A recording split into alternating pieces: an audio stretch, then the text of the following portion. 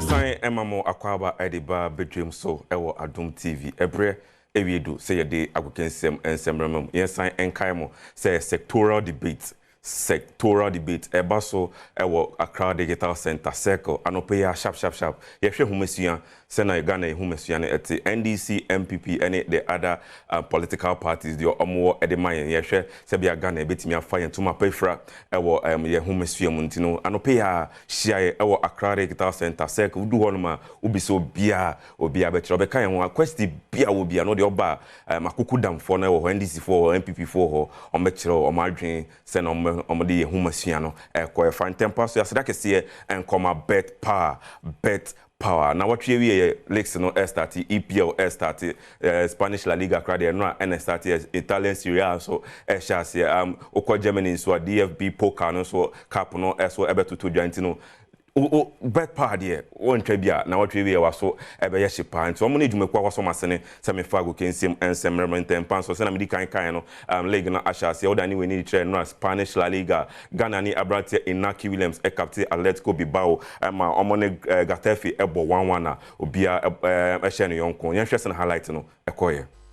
Still on the Spanish La Liga, yenshe weekend the matches betimi atutuja Real Madrid ejino kono FC Barcelona so ejino kono ntini yeshe sena matches no ebeko Real Sociedad amone Real Vallecano ene de bepem so ntini enye fidi agro ti Celta Vigo ene Deportivo Alaves ene bepem so na Las Palmas ene Sevilla ene beboso Osasuna ene Leganes eso ene bepem so Valencia amne FC Barcelona match we emube the first match into Valencia for ya motaitete Barcelona for pass na Real Sociedad and Real Vallecano at Bepem Sena Medica kind of Marioka also any Real Madrid and also Sena Medica kind so na Real Valladolid omone Espanyol at Bepem so na Villarreal and Atletico de Madrid omo and Spanish La Liga no omone Bepem so odani we ni editre EPL so EPL matches na otwe we e be din papa and Chelsea Manchester United and Fulham and ebo and enumere 7 p.m. sharp Manchester and EPL na no omone Fulham and Bepem so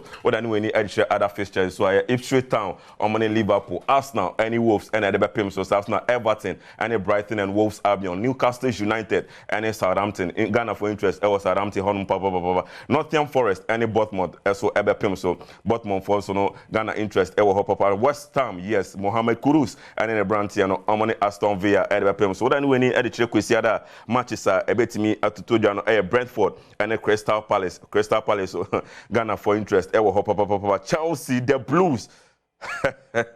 Chelsea, the Blues, Omani Manchester City. Hey, Chelsea, first match against Manchester City. Nani Jordan so Monday no Leicester City and Tottenham Hotspur. Omo and the Bepem so ewo eda Jordan ni ahwe sena matches no ebetimi akokọ so. Yena ni emfanchiro oman Ghana ni ahwe nsema APM ewo man Ghana no odani we ni ediche Diana FC omo owner na say their team no eye ne dia eye Osiade Osaje for Osiade yo Ajima Medu the second Eddie Semia Tutuja say Oshia Kurt Years Okraku or no NA Ghana Football Association president na in Semia or the tutu in name airport say Kurt Nadim stressing so far so good no good anyone say Kurt Airborne Homodin Bia say Ghana Football ebetimi amfa to mapa Ifra. You need to say you believe say or vision or be ni so ade will be I will be me say yes ani na ya bompaye time ki e adwuma dina obede ebemma adwuma na ayede aye kama I want to sit down here this is the bono region kitam ketuwe na me pledge say ndina minua nsiatre Injina ninuanom bichim injina ninuanom a baba foforo brekum Chelsea dikan injina ninuanom a baba foforo young apostles enim say ye no one down e be support we be a yen tiase exercise with them we will continue to give you useful suggestion. Yes, yeah, what decision it in a course. Well, I hear you, my mother passport, my son, well, you need to idea, papa. yeah, the ball, yeah, or the idea of the football, yeah, meaning Baba Chile, yeah, Mamma, yeah, the pain, a camp, yeah. Oh, the Japanese are playing car, yeah, near Mamma, yeah, Sakani, or the best of the no one says that, but never said, Mamma be in the movie. Now, there will be issue, but near on point, you say, you be actually, and you be not come for papa, some come for an answer, Obi and dear energy, name Kakra. Football man follow, share and name my issue out this administration, some man cast I didn't go sorry one guy go do so then one guy because I need free, you said the citizen here, the ball, yes, in the end, I fan check the CAF Champions League at Ghana Premier League winners FC Samatex 1996. Omo and Omujiro Manga name na what you Kwesiara and Omoni Victoria United Omfi Cameroon at the so make us say Samatex El Cameroon Omoya Homboa Edia Tren Kwesiara match na ebetimi atujano na captain Edema Samatex Enoch Boateng Edia Tuja say match any de Kanya Ombabe Bontinu place no Oma Riata so say Kwabre no de besi bia no Omo fancho Ghana. I think Africa is playing the Africa competition is one of the biggest. I think one of the biggest competition in continental clubs. So as we are representing Ghana, I think it's a big task for us. And then as a team, we are prepared to take the challenge. I think Victoria United, we barely know them. And is playing with a side that you barely know them. It's going to be a difficult task. But then our coaches are working so hard, and then I know our first leg we are going there for good results, which will help us go into the second leg. So I wouldn't make any promise for now, but then I think we are going to do well.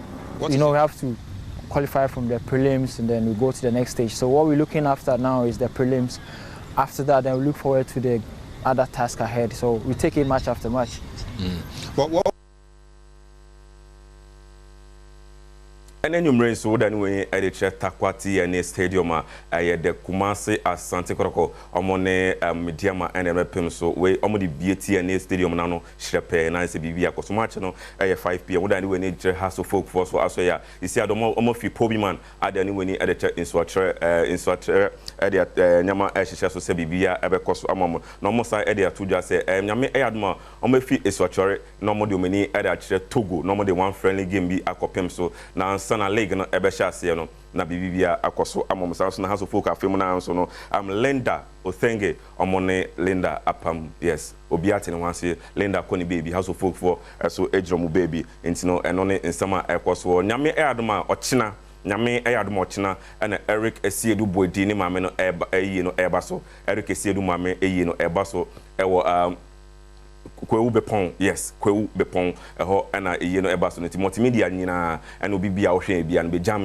na yemfa ye maame Mrs Bodi enko baby a nyankopon nankasa de nsa ebeto no so amaye na da kwa ma bia na hia ye nyina die osie ewo soro ahemem no ntina ha na brema me ho kwan na me de akokensem na nsem na sim din ete nyame ba Bernard Padibotwe.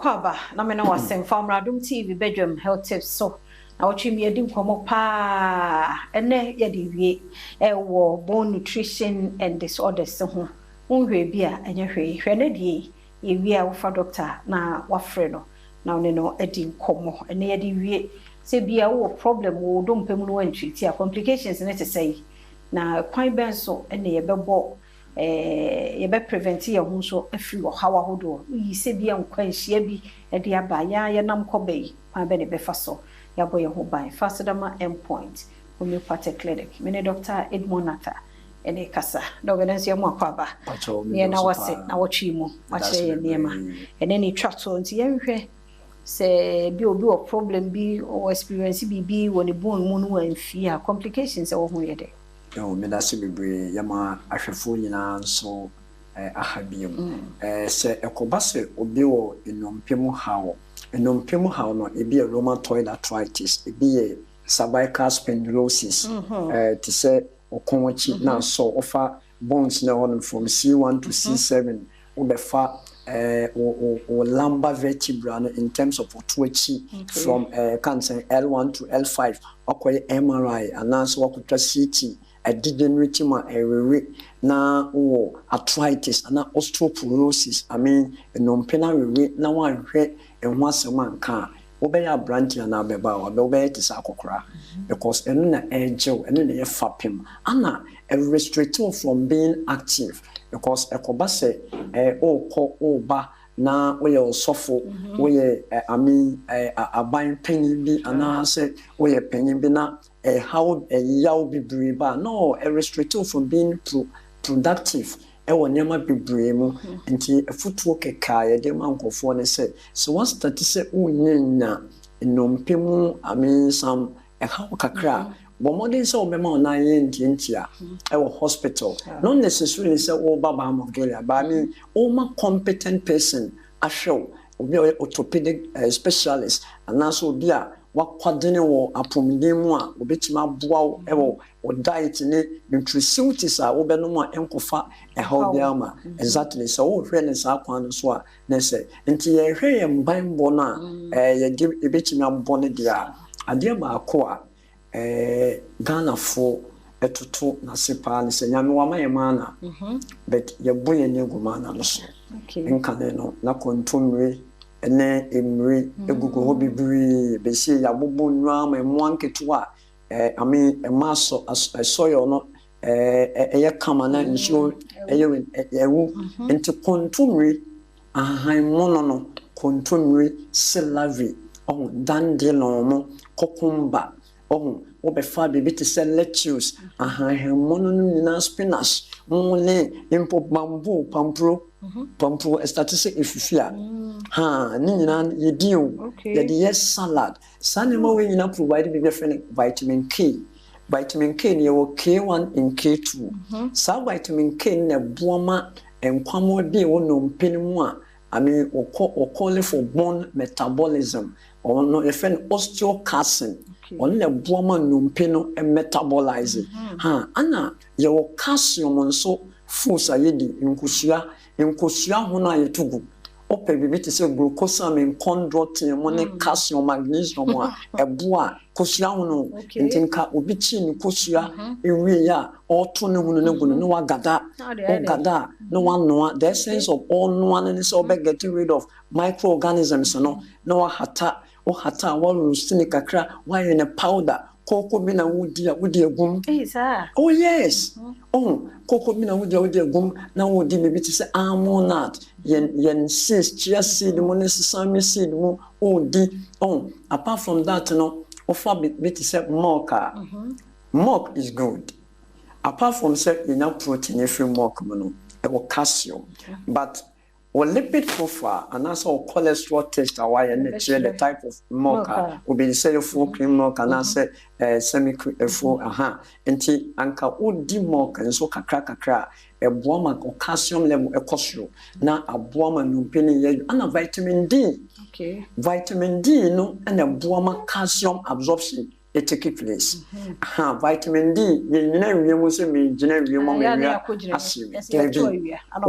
Debbie offer empoano namu ayewe even with can say shrimps money ahodo ekeka won koto mu and even other remu ani na no vitamin D because of omega fatty acids are ewo ana ye befa baby to say magnesium based foods so bebre medical vitamin C in terms of bofre and calm pay aba very good aba no the period you two number no na aba no contain vitamin can say B9 offer folate boy emma I mean never be brave na ifrimu nti ye be hwere ahwefo say ye ntimi mfa simanya enkandia ne mo no sakoma so be onyompem haw wachimia na se waya na se enkwa oba ye nkachia na me be fa me team no so aboba mo Gilead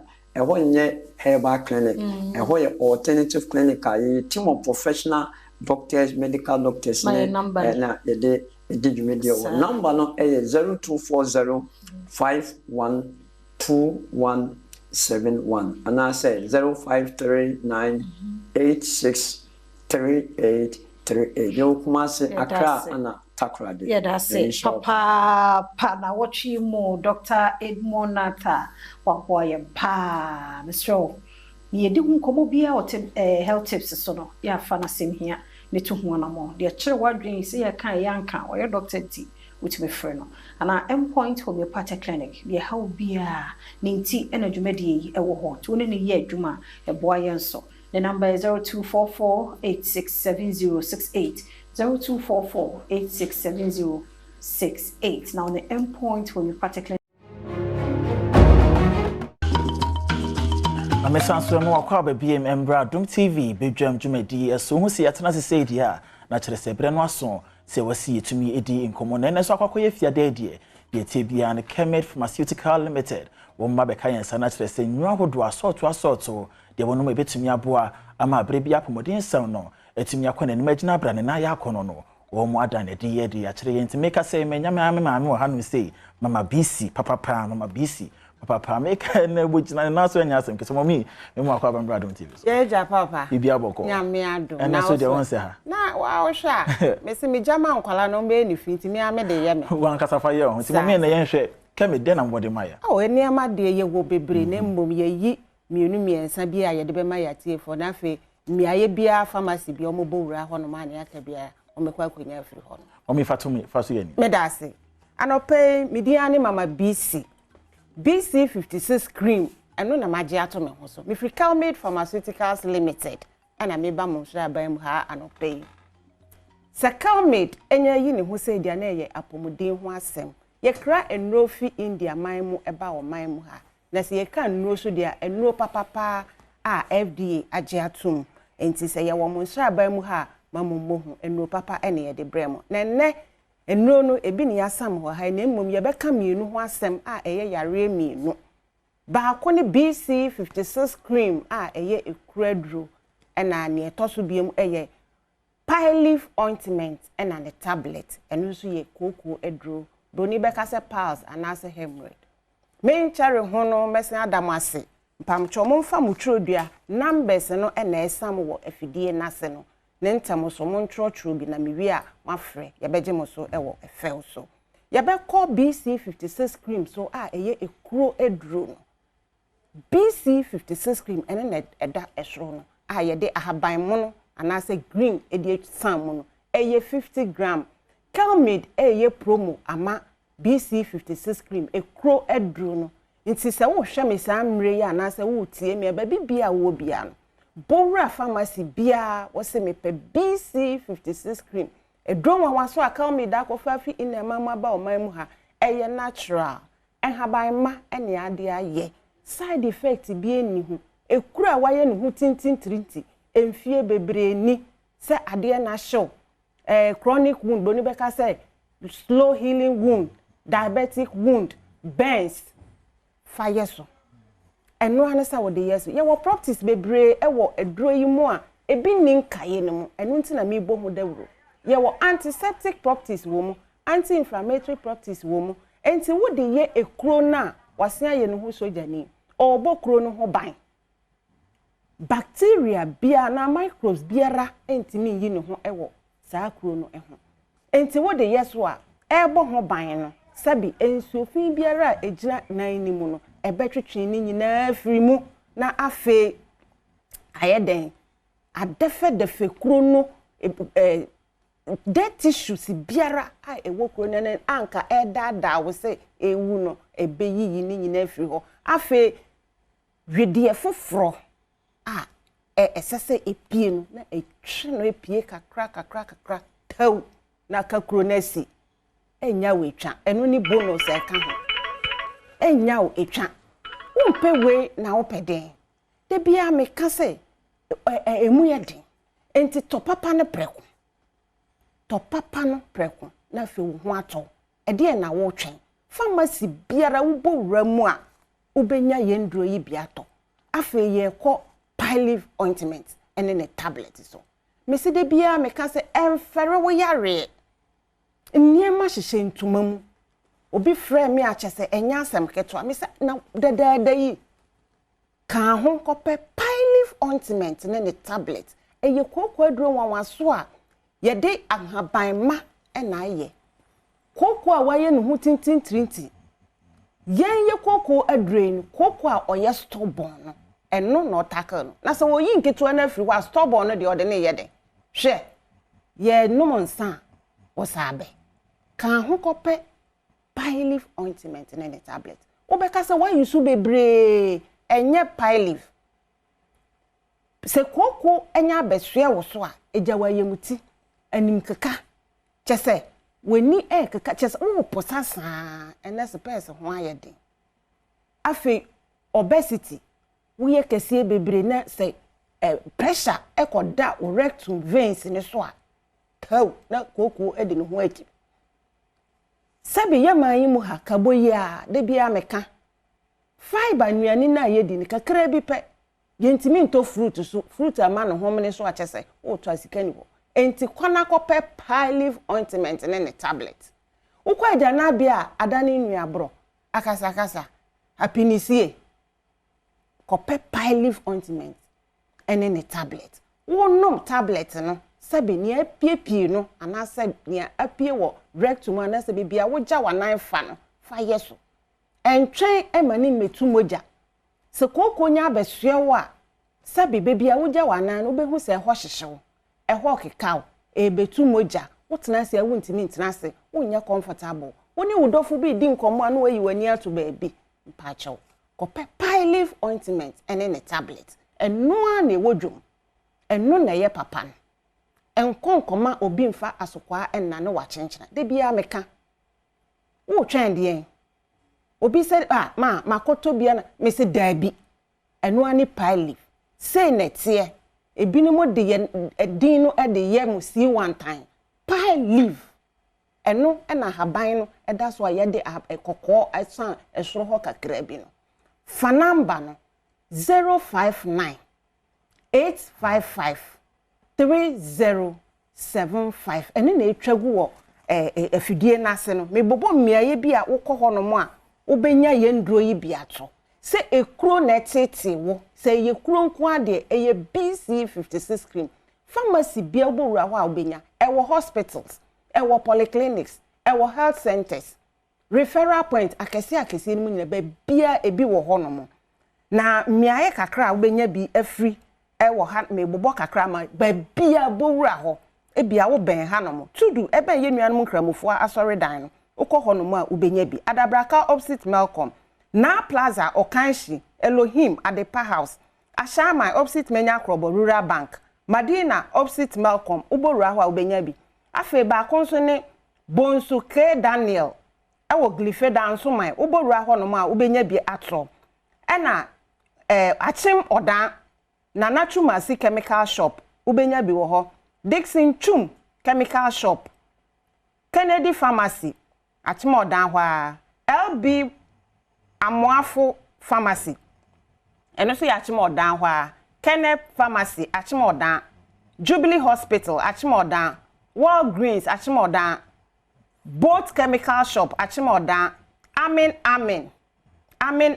ewo asaman kese yeah eno a obi kura frame so okoto obi wo ho nti mumowura ho asaman kese for SAS pharmacy ewo adeso Heripel pharmacy ewo Kede Martin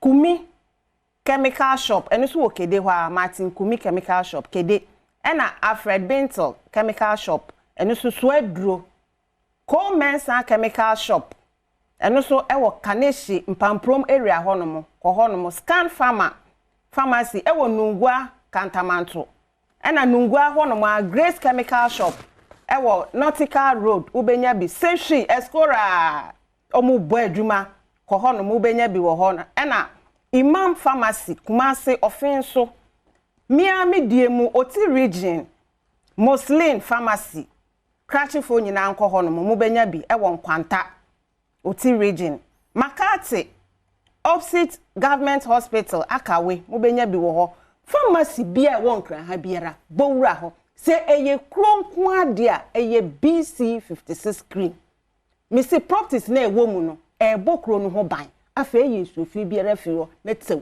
na se bonus esan ka ho no ene ne se enya wetwa enya afa na kro no bewu no akoye plastic surgery enti mesrew enu ani BC 56 cream BC 56 cream de bia me ka me se me wo engine room ho me waso ye ho minimuni ameka ya yusu bebre na mmomwe edamufua enti entwentwen so eye 50 gram esan save sika ekuro ni wo a enye plastic surgery asem onuaba ma wo hwe me samre se ekuro nya beda woni padua na akwa baabi na se wampe ho asem anka sika ni ho ye bekwa akoyi ehonom afiri honom eye infected a ye bekwa akoma wa ye doppler doctor ne sebe onyi nkonya na waka kire wo se unan no ye betwa obema wa akoye scan anase test bi a ye friend doppler ye behwe se dompe no eho aka dompe ni nya aka pe ye mo dompe fufuro ye be yi ehonom no efri honom na face artificial obetimi ato artificial mesrew entwen masamre no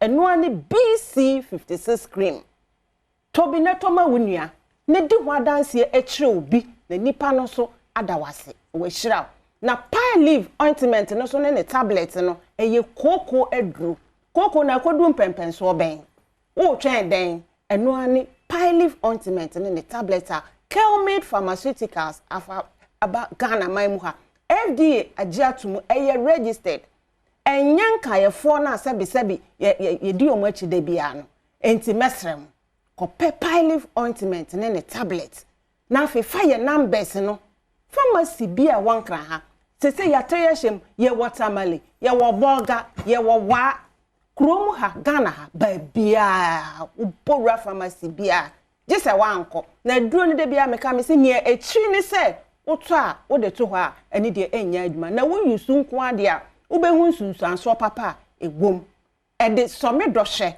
na hu papa egwom me da mo ase se mutie me de bia na mo be ye ne sa amaye me nua ba ma me da wase me da ase nyame nhira opa nyame nhira on so pa nti mama BC na yete ne nka no mama BC na yete ne nka no Kelmade Pharmaceutical Limited honom na wo free nti dwo nyina no obowura pharmacy bia na obetumi anya bi ne number no na go screen na se no ne number no na go screen na se ne shane so se ne nkomo kase ekoso pa ewo Accra Digital Center mpanyefo nyina atena se omo hwene mu se ometuma bobo ho de ekoso ewo ya adesua enseme nti bomoden a se wo TV no wonyi emfa enfri hanum se na ene eye hindatu halilu ipadodo na afro se sweetie so tu mambo hono na adu juma ene ye waboda pai wade nhira wo na wonya o kese metina sanse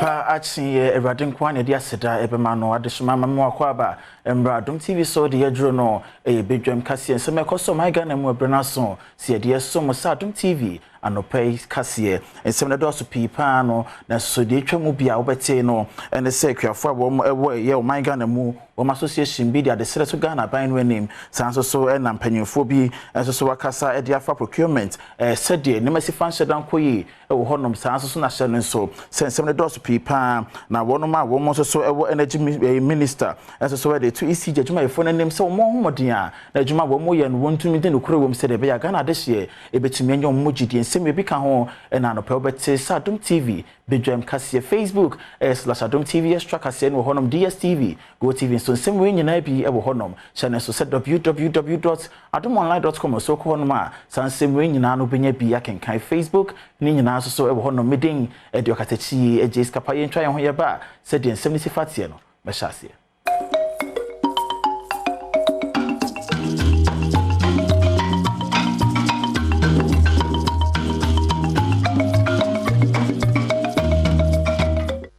Mission Semnoasi Enfa Emamo na Peasant Farmers Association of Ghana or modern Simbia Babetudra one semina and said the Ghana by no and I'm no planting for food and jobs phase 2 said o si fe church nyama wo my Ghana mu na pepe kura and I'm some association bebre na no nyama no enya de se wo monsa akabi na sanso so na watch the dia okwati fido mantam no mo insurance dan to wo honom intema akuafo no ba nyina no so hia na ehye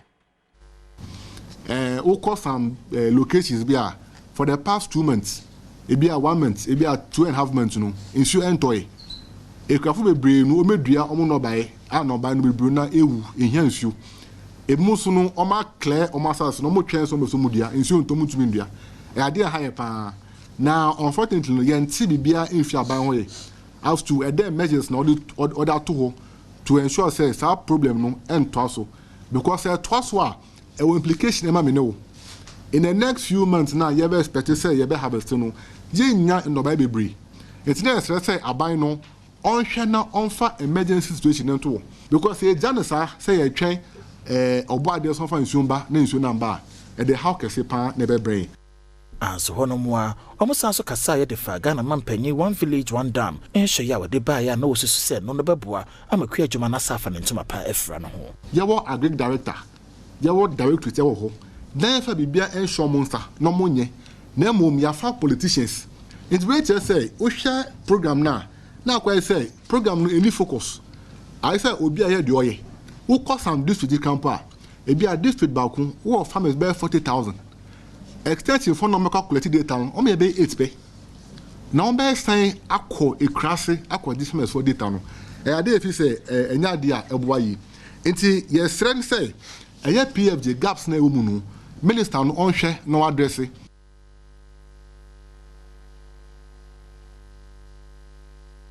See to akasia no so edia wo procurement ho nsensem a auditor general edia ma ne bobetu dwa ya wo kire se nipa bebre na ebuso ya wo mon indi so no auditor general e kire dia se na kwakopie mu public accounts committee wo mo sig bebre na na ba wo maso yeso na se de si fe konanya dia wo manage ho kura eno nti no wodi nkrama na ya so ya ehwa akwansere dwuma ne so so mo homodia na sa won mo ho bom nyina no fa kwadu embo. Honorable Deputy Minister, I want a confirmation if you have received communication from Office of Parliament on all the referrals we have made for prosecution. Yes. You have? We have. Good. What are you doing about? We've taken a giant step. So the DPP's office is reviewing it, and we intend having a special team to tackle all those matters. Okay. Thank you. And Wachi, CEO Emma Ghana Tourism Authority, Akwesi Ajaman, and so the piece to say. We also are responsible for promotion, and so some of the funding is used for advertising on different platforms. In the year under discussion, we were on several platforms, Expedia, CNN, and so many other platforms. That is the way we promote the country to visitors to come to Ghana. And so that is what is in reference. In terms of research, what we do is to publish the annual report, which is data that is captured at the airport, from immigration, and also from other sources. That is consolidated into one annual report. And we've been consistently publishing that since 2019. Honorable Chair, thank you. No, man, I know this type of business, we are all looking for profit. As a result of what you have done, you have run the company into loss. Or from income surplus of 1.127 million to a loss of 3.6 million. If you continue on that trajectory, then it simply means that all the money you mobilize is going to be used for that. Because we can see that now you are running at a loss.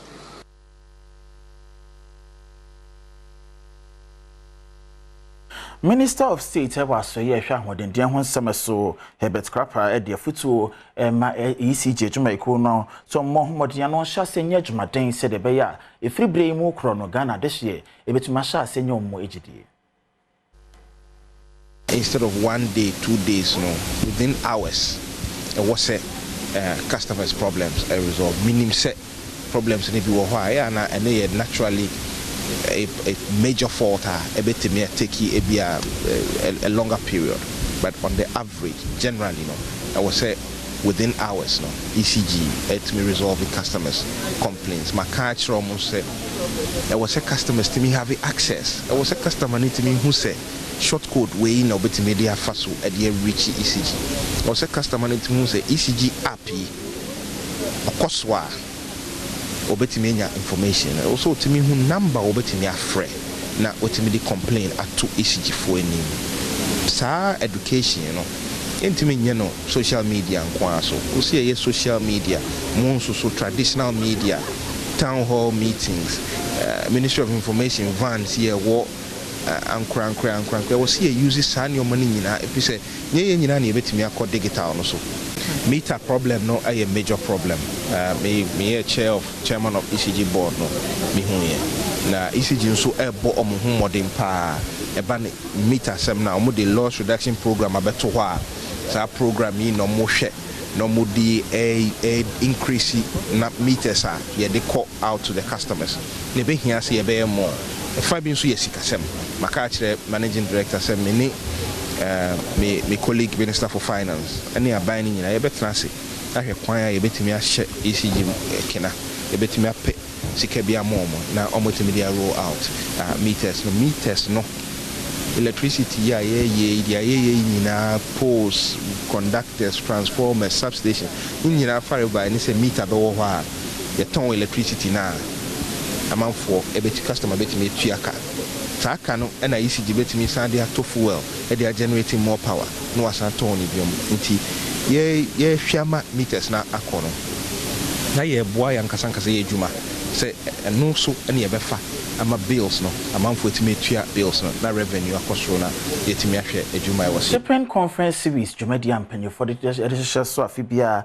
e wo Mike na emu na fiwe so de no de share so e wo nkramantam no emu na conference na se no Director General Emma Ghana Ports and Harbour Authority Michael Luguchi ebon homode dia de threat Ghana de hye nyina nim se wonsom oni ni panto bia bon homode nya sense yo wo Mike na mo no ebetima ma yani akọ ya hweso ye se de be ya o Mike na pomuden sem no abre bia be gina bra nesika sem ne so etimi ayekama. The environment is a reflection of our own welfare and well-being.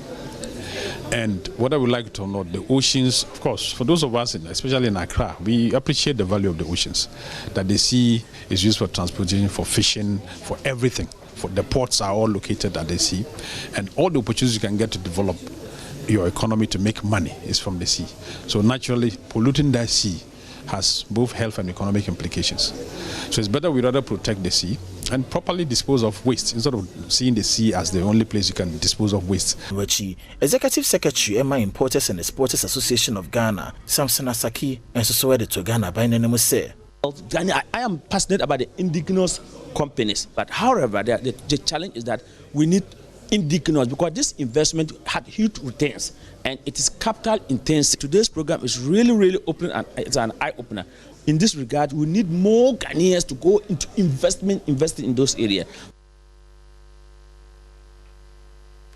My influence some so na fi ni entrance and for emo na mpanyofo a wo mo West Fin North Mason Assembly mu wa half mantam ne mo won mo akan hemfo ho na wo de aso apemfo mapene so say Kenya se prisons camp ye no ewo honom no mo homodin a so kwakosi dom atwi bi dan bia ka wo mo ho se de be ya won ma won aduafo honom ne nyina no ho betumi ahenha wo ye ba ha e de beto mpanyimfo e wo ha nim se anamon a assembly na nanom pese etu e de boa mo eni mo so mo gene se no mo so ye de ehwe ni se mo beba asase de bi wo ho nti e ho hihye e na egusu a ya abesi ene na the area SN se prison commander ehwe na emwa se so de boa contractor no se ye labor anase bibi na se de boa ema adwumadie no ekoso na assembly so hwe se contractor no ebre de amano no obetimi edi ne huni ayen kama aso hono mo a ADP odai forcing ejina Kenya se prisons camp no wanemo e de aseda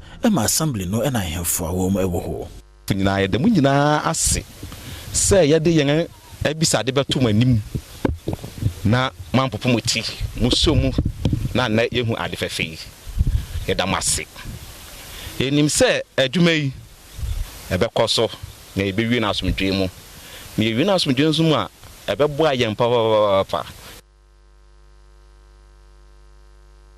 Mayemfi so na afidi twa na ho amanyomo so yemfa ento aso no panyina NDC amanyoko no yi no so ndi amanyoko nanim enkwa abato so ye jonjoman mahama ne nsembia wode ya to dwa nse Ghana de hyetuminya no mugidie no motoma ba edema na de obepede bia si hono ma esuma hode wo man no mu nyina no ombetumi abompaye asene nyankopon ho bambo na wo mu wiye mo de asede ni kabia amerade semre tintin mo no o ma nani ekoma Ghana ho. Many nations, even though God expects us to work hard to improve our circumstances, also recognize that spiritually you must intercede for God to open the gates for you. And so in the United States, in Zambia, in Congo, in so many countries that I've been to, I've been invited to national Thanksgiving prayers for their nation. And so we intend to introduce annually a national day,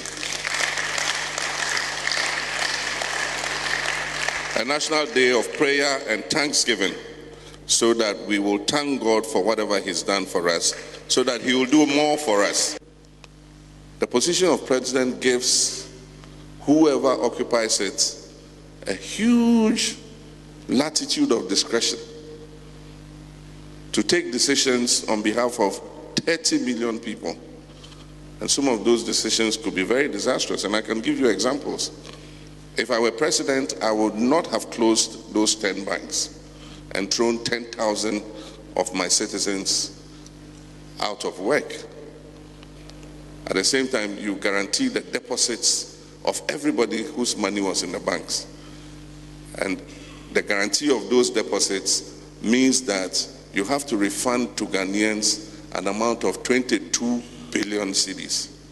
So you solve a 4 billion problem with a 22 billion debt. And that's why I say there is huge discretion in the executive. And so we must be careful, because elections have consequences.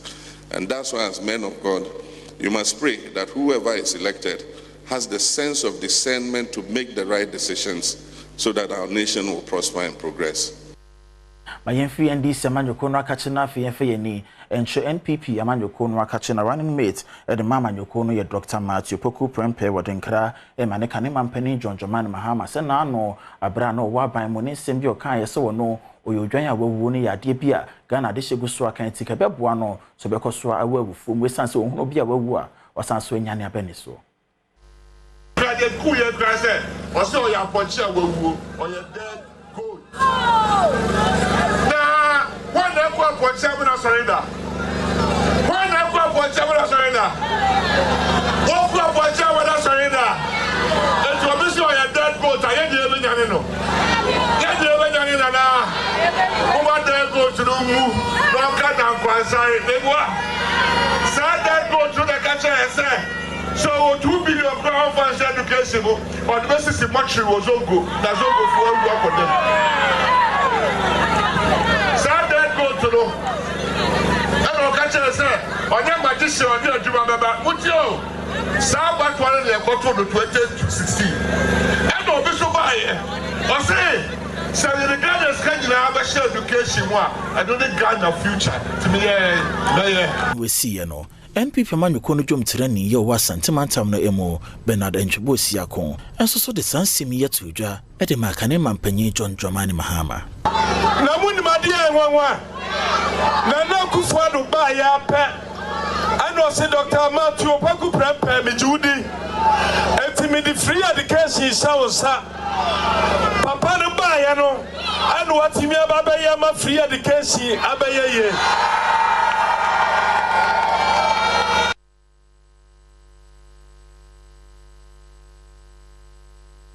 amenyina san simi so na yentwa ho ye ba de ekoso de horobomu na online so no mede beto aso intino mamesa so me wakwa ba BMM Badwam eso de yejone nsema ekoso ewo ye online no ye bekenkan ni nyina e de amam de wasi etumi ebumu ne pensem mo na ne ahaya no ebe pense mu de ma ohye ne so se ne na sectorial debate no so we koso ewa Accra Digital Center yedi nkomo de afa de suansem ho ade bia wankasa hwe a atochim ewa de suansem ho no akonya beba ma na ye se wafre ne nyina ya de ho nkomo de wo hwe ampanyefo ye betumi aboa ama de suansem mu apagya akonanim na ya akono wo man mu no ofra na chese wa kire wa adwen sanso na ho ne se ebia mpanyefo ne hyehye bia ba emboa de suansem no so wakonya obetumi a kire wa adwen ho ba se sie ne de ye beko online so na kire se de ekoso bia no ya kenkan e de ya ma mo hye so se de bia ye ka no www.adomonline.com okwo no mani ensem bi atwa go my Ghana mu nko an start off mo nko ade a ya kire wo hono ma benya bi akenkan podcasting so hono obenya bi atie ma yen hwe de ekoso e wo Adom online so was a government set to strengthen corporate governance in state entities. Sector ministers assures. They say, well, patch the Ghana by na yekrado. So betumi na bemu na memo no. Obetumi ashimu kenan kanka bebia. Womu ye nyuma womu no betumi akone nim na sa aboa e wo man kanko e na impuntu emu na samia wuku. Enso so akasa ne nsem nyina ne se Ghana mampanyi e hye ne bo e ma ne daso se se oba ban mu na se o ma no akonya ma ne beye bibi ana minister e wo Ghana mu a obema no bibia no ebetumi atotoye obebubu nkonta e de ama no we say Akufo told me there would be accountability after my tenure na say bibia obe pensen ne memu adan ne nyina di e de atre no na ye share entertainment so we say Afro Future shifted to 2025 ye nyina ni Afro Future in December bia no my Ghana bufa so ebufa so sa ane shows bebre na Afrochella Afro Future Afro Fusion bebre na ba we no watch the Afro Future na nka wo hwe ne mu se afi 2024 nke betuma akoso na so empanyefo ade ba akom yeno bi nte no wo mo asan so etu e de asheda into 2025 na Afro Future be hwe ne mu na se djumadi na etumi akoso pa na etumi akoso ye hwe international so say Ukraine sets up military office inside Russia. Ukraine sets up military office inside Russia. And I say Ukraine woman penyefo e mani ache Russia mine mu e honom e na won matumi akwa bia so ya asrafo asoye e wo honom ache se wo kwa hwe ndwumadi ahodo na me shop pass obowrem ya bambonsem e no pese tumi koye e wo Russia mine mu anunti e na me se wo mu akwakosi wo military office e wo Russia na oba abato mu susu emu a Catholic Bishop Conference wo mu e de to asiedum ketie nim se wo mu hye kire yi adwumaden we are working behind the scenes. We are working behind the scenes. Saram pacho ombra sekakra enfama me. Yambra sekakra. Near her top stories necessary be. In her top stories necessary be. Pacho ye. We a former General Secretary MCPP Amanyuko no. Former General Secretary MCPP Amanyuko no na ni din na ya adwantoa. Osinko for the pressure gunichem. Nkofo man the pressure enya semkoma said ebe onu ankasa ebete na manyokuo onu ankasa ebete na manyokuo onu ankasa ebete na manyokuo na Ghana de shebesha ne so beye bosumi ana bebro bosumi ni na mane bobeto odwa e kire se train ya mpanyimfo akra na foforo mu no kyeao de abo my Ghana mu no ene nanko panyimfo test ya hwe kakra se ebo adwuma na se mbo adwuma ikohu ya ne se train na eyem no na abo man mu no akwakonya akwanhia na ene railway authority panyimfo aba be kirekire mu de enam so ema sa akwanhia no etumi esi ye to party pa de wo so tumi kwa Adom online so na se de sifatie ni nyina no akwakotie wo ko honom a umia so a erobekọ no ma kirekire mu niam mu kakra wia odi wo honom umia so na se dem de ekob ne de ebe nyina no wo be kirekire mu de amamo na wotwe ana na wotwe mienu etwa mu na timiternity na no pekra ne ebo monyom arehosem beto odwa kire mu se wo nipa baako wetina nanom ewansie do na se do sifa ehwere ne nkwan ye nyina ye hyeda ntiase na no pekra na Sarah ebusa me ho asem ye nyina ye hyeda ntiase na nabusuafo aba wo mu kirekirem se de nipa bi sifa kansem no wo se de binya no korento wo mankasa de mu nkiremu aba batu okọ adomonline.com na okọ entertainment hono mo na obehu de ekoso ewo hono mo nyina na illegal miners sansem we ne ho hyeda ehia pa illegal miners na ehu hia pa anope kra kase na na si di mu nkomo de bia na yedi hu nkomo de bia ne kase ahodo mu Adom TV so no de bia ye ka ho asem so bo my Ghana mu de ba kwa ha adwen pa se de nipa bia fa kote kwan so na wo mu tu galamse wo miamia ahodo ene no first na nke adwen se ye nkurase na nkomo ye na se de so mo de aben ye huna no pe na mo de aben ye nti ese illegal miners no okokuma se akra kwanten pon so an tan ho no I want to say the money too many akwakosi ya wo mo etu fo magudie enya asem kuma akora mo tu fo magudie irasus odiomachi anopa wie nwomre wo tata wo mo esan se wo se etumbo ehomodin na sa galamse niema nyina no etumi twa e wo man Ghana mu o se okokro bi te se konongo asama ntamfo na osino a te se koso gidigidi e wo honom nipa no tu no mutu asase ne se ya no mo se wo man Ghana ya japade ye kwa ebretu afekwa de kwantempon a empanyefo ase sika e dia kwa akoye no eno na se o munyina de o mani akwakosi so so mo perform agudie e wo ho nte wo se Ghana mpanyefo tumbo homoden pa o so mutumi bom homoden pa na sansemi wo mutumi mo mani ko ho na etu otwa galamse na chese ayeye wo se etu twa e wo my Ghana mo sawan ka akwa ekire ma mianke be me de yenko back ni yenhwe stories no yenko back ni yenhwe stories me ho one story bi na kasa edefa mpox ho e wo dan honom na kasa defa mpox ho so obi anim mpox yade ba ko ye fe no monkeypox etinka ye ka dia kwa chicken pox but we no eni no sosopa eni asosopa enya asem kuma eni na sosopa enya asem kuma eni na sosopa enya asem kuma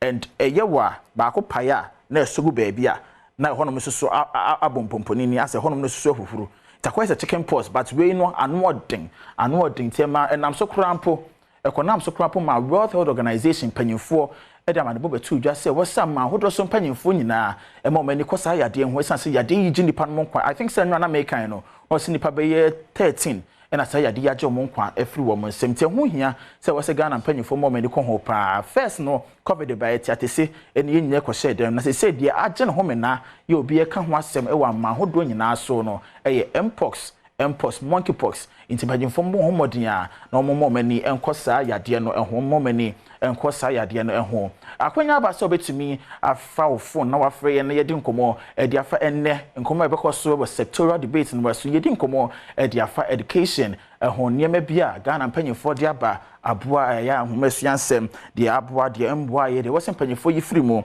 ana de ho ne se mpanyimfo edi ka ho ebetumi aboa ama ahomasuansem no atumi aye kama into betumi afa phone no wafre ye wo 0302 221 701 ana 0302 221 702 ana 0302 221 703 ana say 0302 221 704 no wafre na wadwenkyere wakere de ohun ne sempanyimfo ya ebetumi aboa ama homasua sema konkan no na ochese woni ye nyina no a check shene so sectoral debate na bekoso ewo Accra Digital Center anti NPP na NDC mpanyimfo nyina ahyiemu ho no mo a wo mo babebobo ho de o maye de aboa homasua ensem opanyime mo akwa abamra Adom TV so minya meje so ado meje se bibia boko ba bia wo nyankopa Adom boko efa na akasa free me kasa free nkoko new road efa na abodie nkoko new road okay then na ho ne sempanyimfo ye beboa ama de sua sema pagya na ase ni adane wo man Ghana mu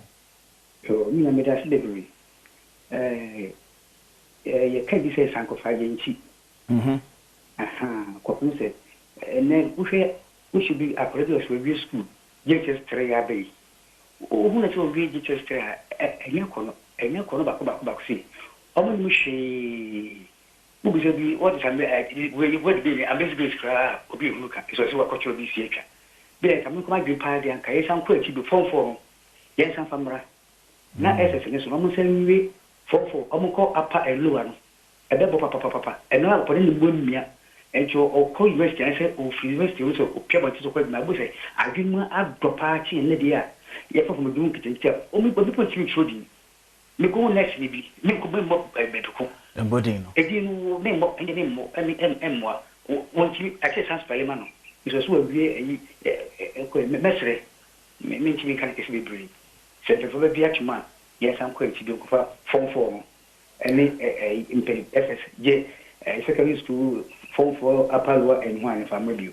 ye be tina kan me dase yes ya dase abode simpanyefo mo homodi ano mo fa form 4 no esan so embra na yen kohwe akwasi kwaten eso wa santima mpo akwasi otime kan do pemi wa cheba Adom TV so energy mejo so mejidi se bia boko so bibia boko na naje akwasi ye hwe ngomasua semene ade pe na ho ne se atochem ewo ngomasua sema wunya ankampanyefo betima mo mani akoho meso medase na dia let's watch him again Accra. English and math I consider my friend free. The more friend me and so chip, almost not shy. Almost one with the creative side, science, me at it. Now, soon you are going to be a trainer, so I'm not English. I'm a friend free, it's like I say, one about exercise. But I get a Bible cross it. Yapo more beer and talent. Beer massa, when you say a friend in your English, beer man in Kushmi. Now what's left you?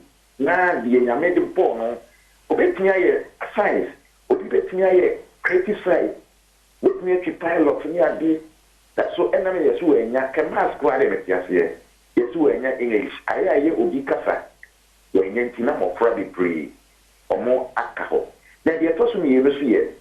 Brofuka said, yeah, and they're editing Trina or Ghana protocol. Ama and that you said you make a music qualification. Will be a B, will be a C on court school. That's yet to be the protocol.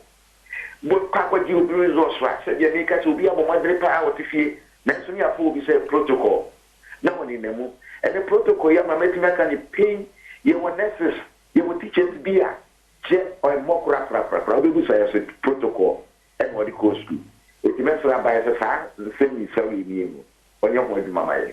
That's it. Yes, you da sakwasi kwatin yes nkebe ya English ya mpanyufo kyerɛ sɛ nye kasa na so we ntwe ya ma wonko school no mo nhwɛ na sa ne ma ne so mo sisa na protocol wonyi emfiri hɔ no me yankoko foridua na ye ni ofofo so endi nkomo me wachen de bo Adom TV so Mejo so munya bema meje sɛ bibia bɔkɔ ba bia wo obo adal ma dia chen de kufodua de Adom efuma na eti be de fa bia pa chobet ma bo ni akyerɛ Vice Assemblyman from Kufodua. Oh, okay. Vice, yending komo. Eden na ekoso ngumasua mu wo Kufodua. Hu ne se wo sempanyifo etoto ne ma ye wo ho.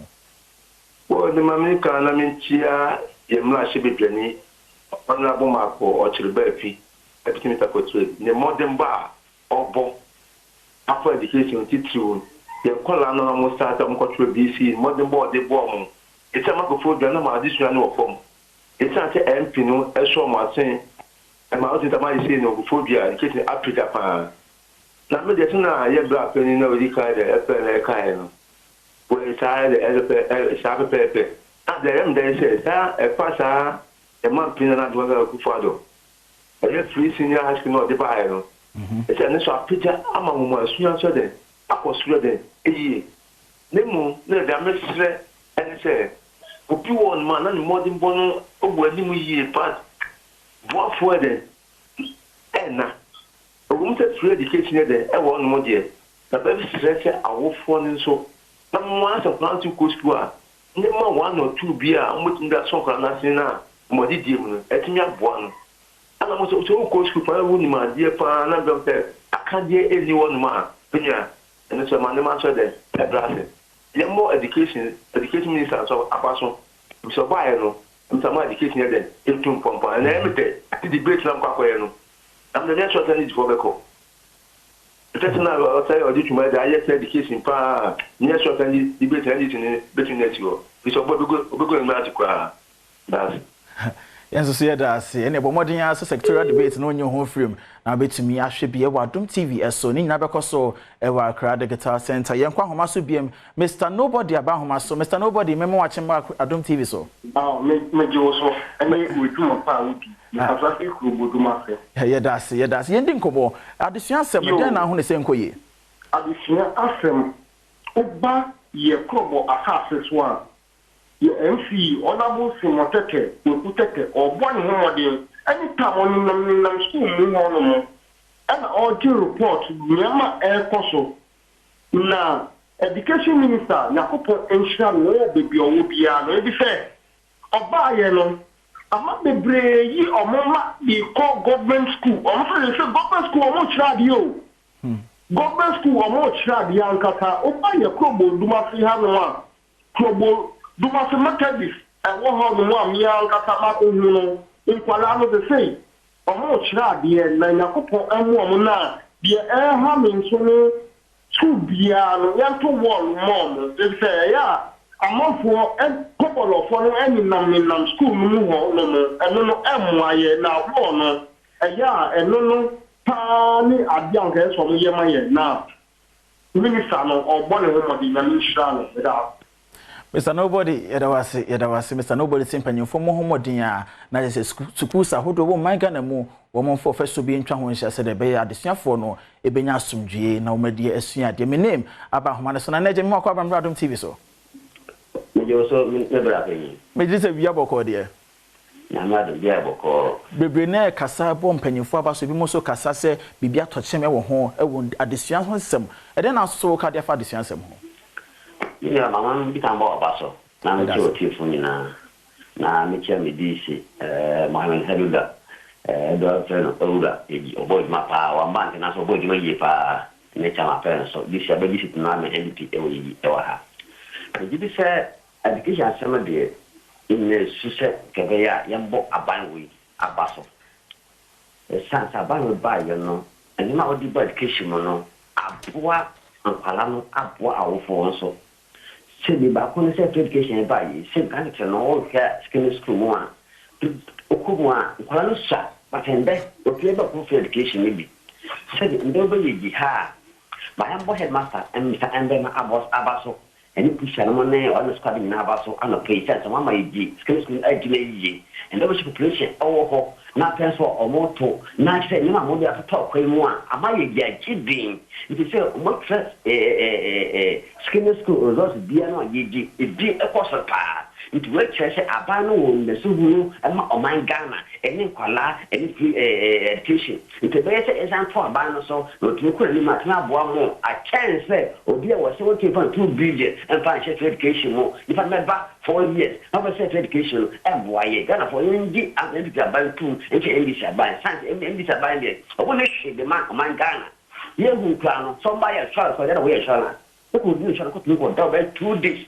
4 days as how to review inshallah and you know and that what of phone na to do man shamani yes train and come na fama uzo ba me on ko na post so education minister da no what was I show kana na to gina ya mai wa I mean come on kana phone na to amba na me nka so ho na eji yafe ni entro agona kyerema ase ofoforo e wa homa so ye ne no entwetwe nkomo me ma wa kyem akwa ba Adom TV so good morning me ji se bia boko de yenhwe enwumasua no I think say edwumre bi wo my Ghana mu na 4 years ete so ba 3 years eto de bi krampo no na efi SHS e ba GHS de be na ekoso enwumasua mu a wo hu ne se eya na se enye ya no ko enwumasua ne ke ne ni ko ni wo maseni no obo na enwumasua ni ne so e fa ka ti so aticha fono so e ye nya kakra awo enkwala na bi su ni sanse o ko dia se ko where the manante for them kono de registra gradia nkala de bre ho ma munye ticha for amuye for ta ni to de puto amu ni si o ni to de mu ama she has here mu ku ticha lance out ke mu ko because of protocol we for who be share me message here in the keep company or what yes school on a distance learning UTC there 5 years in what ticha lance. But because of India, many have 15,000, another 20,000 make a protocol man, yeah, to see the point of the issue. If I am to see what I show me when I tell my dear, if you charge in a continue to hope, not copy what I said, to see me and I could try, you know, have to start in an idea. If you listen to me, I don't way, Yama, and mention up for stroke. Yadasi bebre ntunim eba enhumasua ho nsema reference bebre na na akoso e wadesua ensensem mu enu bi na Ghana this year e kyerɛkyerɛ madwen e de fa ho no enne sectorial debate so no ndi semanyoko no de omu panyini aba edi aba sanso na MPP manyoko no so yi panyi baako aba won ne bebobo ho de ekoso wo enhumasua ho nsenti bo modern ase ne wonyu afidie na emfamfiri Adom TV so be kwa homa so ageman e wo bono east ne no wedi nkomo de afa enhumasua nseme ho ageman mo akwa baba Adom TV so and more pa mo boma me fanse Ghana manyina na the American ano pay ho aye fe pay yi oh me da say jama me da say no man kwani aho amen yo na me ko ma asem so a na me chia EDC ewura na fi ma chia isi pape apotogo a we PC me chia no pay chia MPP me bulu nyina na the American say minia ye ni afi pay yi ye phone no yakubi na sebe mpanimfo se ituru nya kigirafo anenka obo ena me senti no ye ntimi antoa so if you say sata mu a na nye free education here na wo baba be ku school a o ma me de wafuo be kwa kusia wa ana okoku ofuo na ya se fem pa yi iti basa na abusia na nyato baha na enye asem keto akora na ho de pa yi se ubenya kwanya unima de pa so ubenya kwanya ku school ubo se se mam nia pani nko na de no akafie na wo bobo antina na de dan ko akufo ado ene owura ba omi aba yi ene matukufu prempe de ye friends education minister so share ni say wa bon ho modern a sebe oni biefo ne mobrofo a wo mote ho a sebe e bia wa krasi tu na unimade minia bobo na na ye de hwe ayi o esua de o ye nimade pa ye betumi akọ so no tikasem na kenya free education ya sebe agira mo nya krafo a kawo namche aboa knaman yedase ajeman yedase bebre yedase nyame enhira opi nti Ghana de hye hu se wo mo kire o madwen e de fa ho masua ensema ho ti bomodin ase ne sectorial debate no monyi wo ho emfire be mo se SHS yampanyefo free eyi free SHS ba JHS na boa e be mo se from 4 e ba from 3 ne so aye BBB e be mo so se free SHS no mo hunu sakra ye bia boa e be mo se da bia mboa ni nyina no obese ho nkomo no wuti bi de sectorial debate so na ni nyina be koso wa Adom TV sinto bomodin a se wonye wo ho school education simply because his or her family is unable to afford it.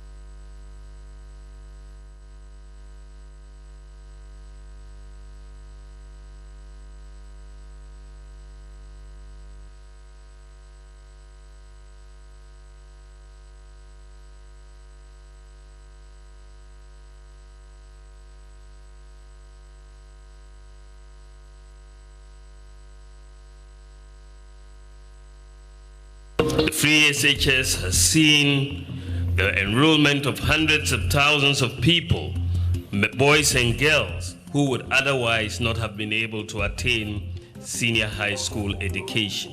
This claim is right to some extent.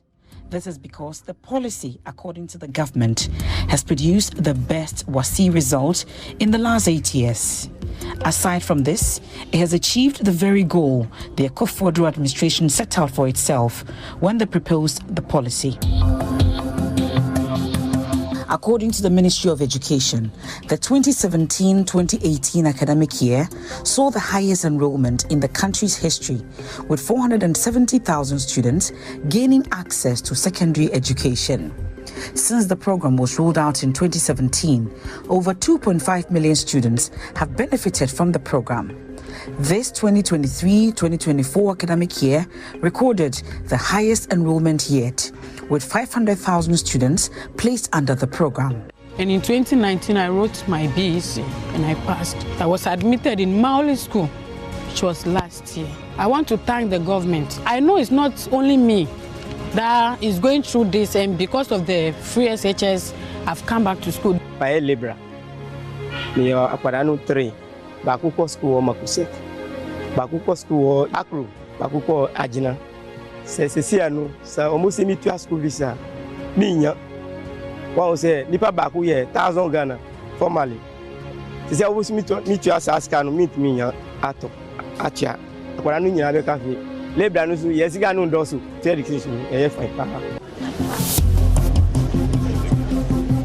It is without doubt that the free SHS policy has made it possible for children whose parents could not have afforded secondary education to have the opportunity to continue their education.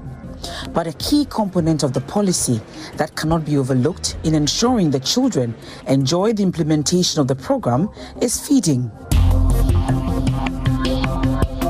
A grim reality that many are hesitant to speak about. They'll give you bread, they'll give you margarine and sugar to do the bread. Sometimes they'll give you margarine and sugar. They don't give you the flour. Sometimes they'll give you gari, they don't give you beans. They'll give you beans, they don't give you the gari. So you want to wonder, how are you going to combine? They'll give you tin tomatoes, they will not give you. You'll get mackerel, you will not get tin tomatoes. You'll get sardine, you won't get mackerel.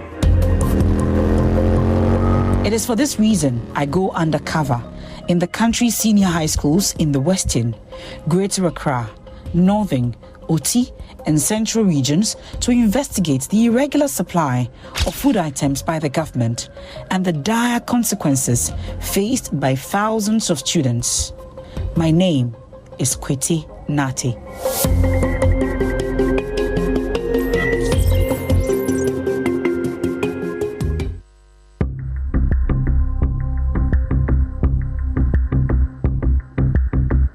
The lowest 300 students.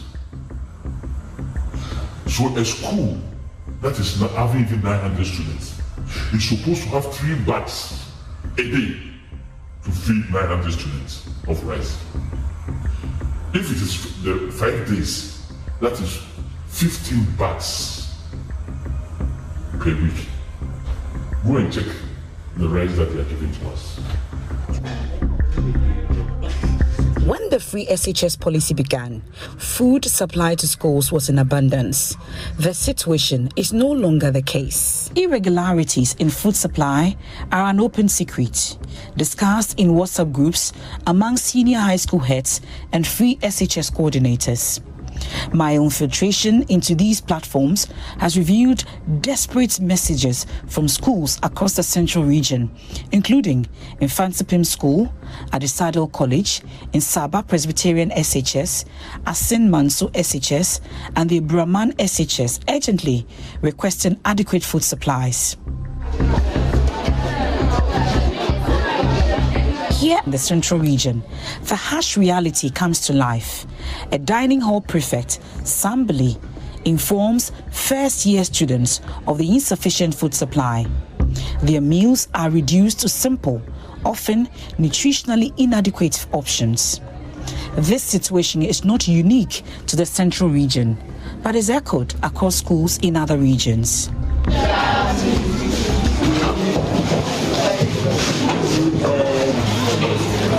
It's unfortunate that our food is not enough. As said, have told you earlier, we have no food at the store, and the master is in Accra now, fighting for food for our own benefit. So we are pleading with you to manage the little here, and we promise you very soon there will be enough food for us, so that we can all enjoy ourselves. Thank you. Entire school communities are despondent. Worry is visibly written on the faces of hundreds of students, especially those first-year students who are experiencing life outside the comfort of their homes for the very first time. This dietary monotony was particularly challenging for Sam, a student I met at University Practice Senior High School, who described it as his toughest experience.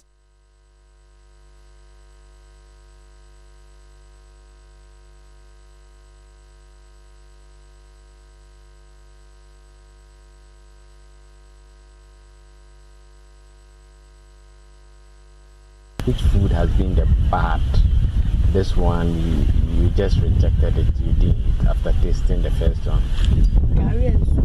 Gari and soup. Why? What was wrong with it? It was small and it was not nice. It was small and it was not nice. But did you complain? Have you guys been complaining?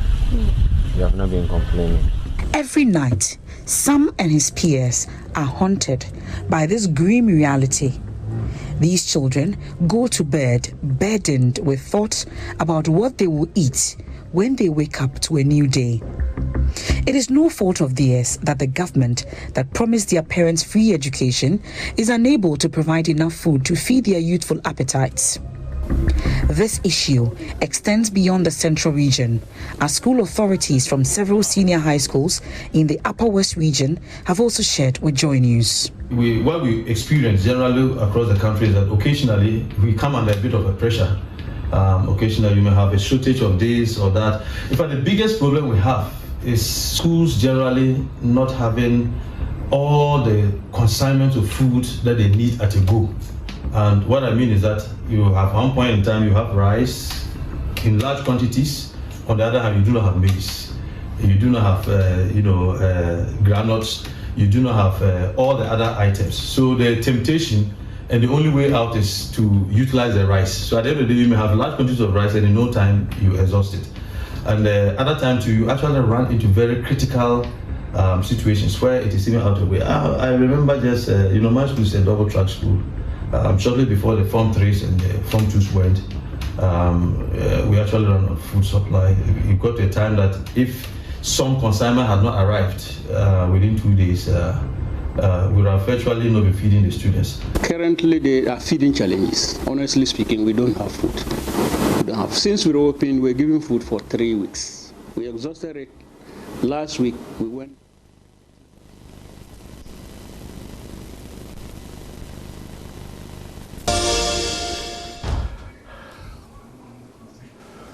Well, if you're for Frasa, baby, I'm sure you are so much expectant of this very Friday.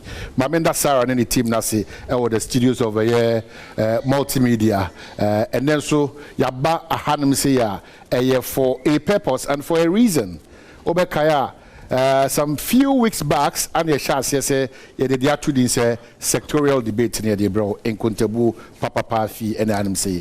And I mean, and Kai Wajini Beam, the relevance of this very program, they say Ghana for yourself, Fatasi, Timid to Abano, Itima on church, sector by sector, Itima additional sector by sector, said the Beya, Ebebuao.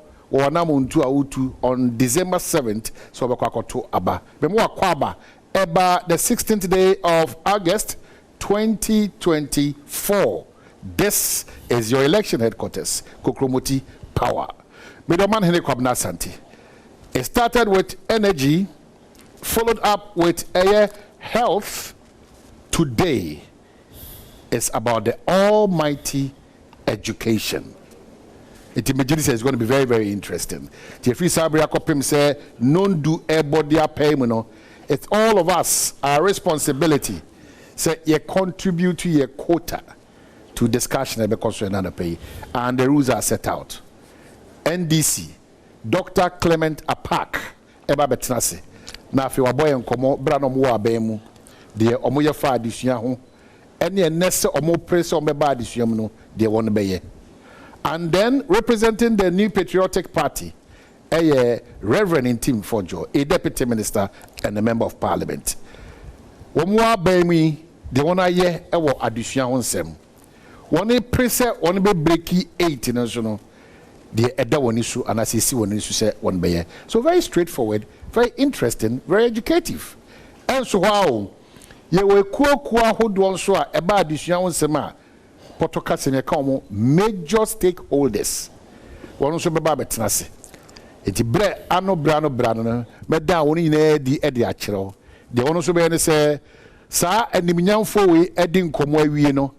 Na afe in Samoa, almost to say a war, a year sector anymore, a hard journey, a year papa, a be honoma, almost a de basse and Franca ono, also in Yasaquan etimini edding Como. A chero say, and ne. By the time I know a year minute Adriasano, then we'll be convinced say about the educational sector. It is either the MPP or the NDC and on modern Basreni. And then we'll contribute to this power that you have, Kokromoti Power no. Ubetim Diakusi, either MPP or NDC. On behalf of the entire crew, led by Ampedu Welbeck Kofi. And camera, sound, lighting, set designers, any makeup for a driver from there by Yinano, Mijino Munina Nemu, Amuakwaba, Abba, the 16th day of August, the 3rd edition of Sectorial Debater, a year on education. And as usual, Bibiada, you may be able to say, we give you an overview. Your sector na draw graph ni na mau. Na show how we. They could see what they baha, they say they far, they see how they ra. And that's always done by Mamponi this year. A very proud Mamponi this year.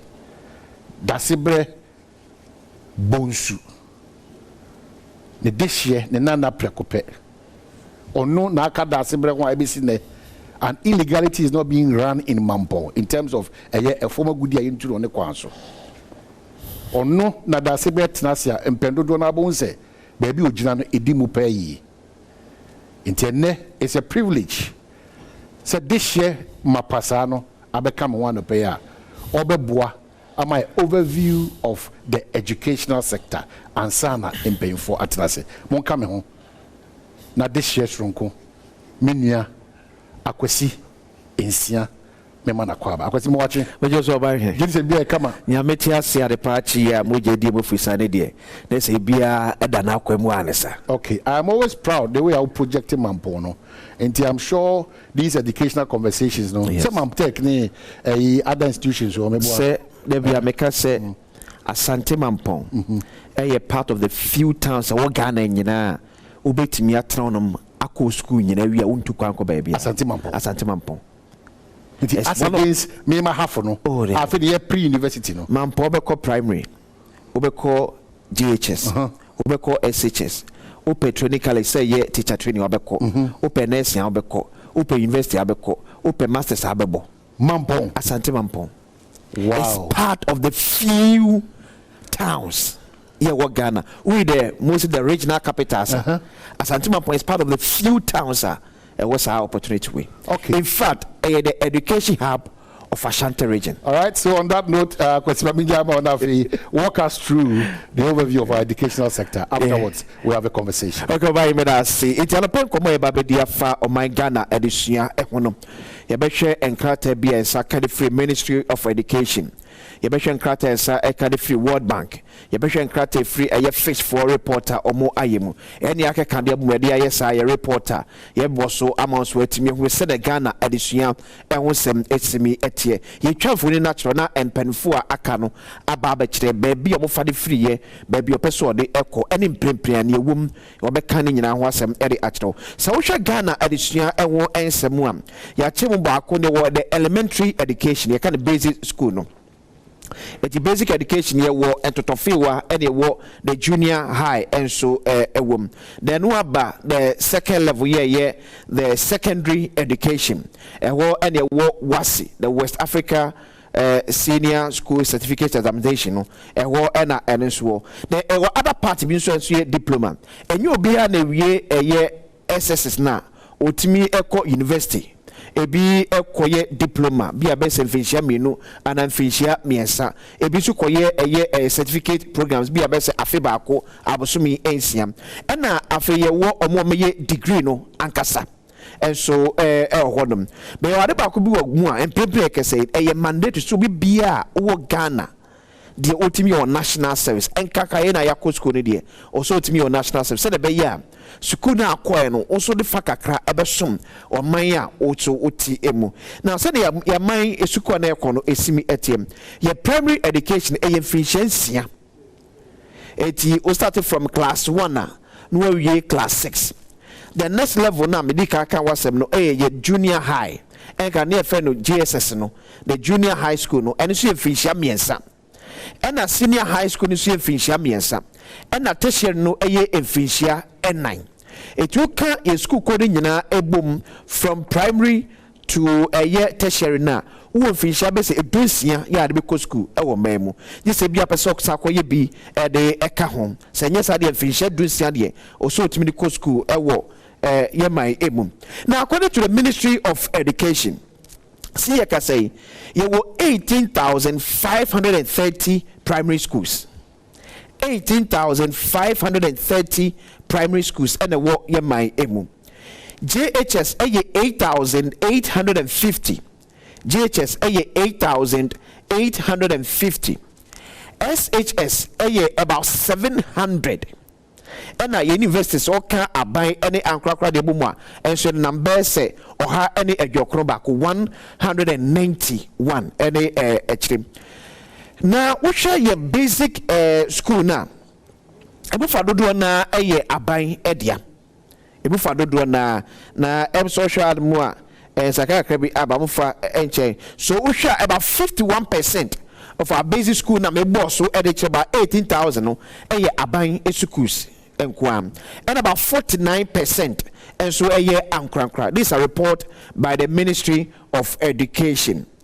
Afiyan called the number of schools are a war a crow akasim and the schools are a war in crow in kumemu.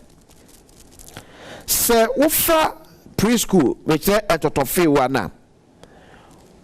Uko a croquet semua about 90% of your schools no. Here a year preschool Totofe was school no I will crack a sim.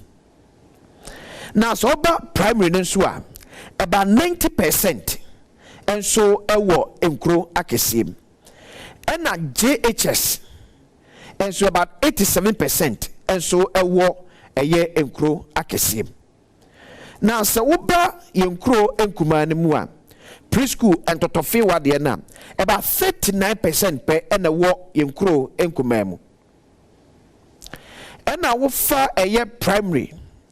Them from 1 to 6 now about 64% and so and a war a young crow in kumemu. And now GHS about 40% and so and a war a young crow in kuma emu. A message bena ya church in emu. I mean my senior overview no and kasa esimi etiem. Now so we share and kwada any school demo as of 2020. This is a World Bank report. As of 2020, yes, you mapping from 2014 to 2020. Say na graph no esimi etiem. As of 2014, na enkwada bese 720,563 na any school demo. Now omo ekoma semi eyo omo nko school da. Eno omo ko school no omo jai. We are more school damuda and no more co school no or mujai ever primary. As of 2014, the primary level no about 720,563 and another year out of school. Now you do 2015 and a drop about from about 654,703. So moving from 720,563 to 654,703. You do 2016 and the shooting year, equal 791,181. 791,181. And a dropping about 362,247 in 2017. So starting up from 2017, no, now enquada from 2016, year drop out from your primary school. Yes, 791,181. No, now at up from a chose a free enquada best a fa euro school. It had dropped by 362,247. Now 2018 and the Peja Nemukakra from 362,247 students to 427,057 students. 2019, yes, I drop here as on mine. So you drop it from 427,057 students to 320,592 students. And you do 2020 no, and Mary Muso. And so equal 566,771. This is according to World Bank report. Yes, ekaya yebo biamane and so amwatem. It is a wisha.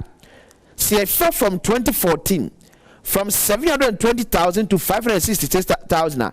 Now, you can say out of 2020, no, you were about 120,000 kwada every aba school. All they say adaso I was through. Ekakra as compared to Babia Yedebesi 2017. Now, for your secondary enrollment, medical Bobo swatch the number of students your school in percentage. As of 2013, now enquadra a war in secondary school 69%. 69%. 2014 a drop here. You drop it from 69% to 64%. You better break it down. You man no a drop here. The factors are a man no eba bedru ahanum.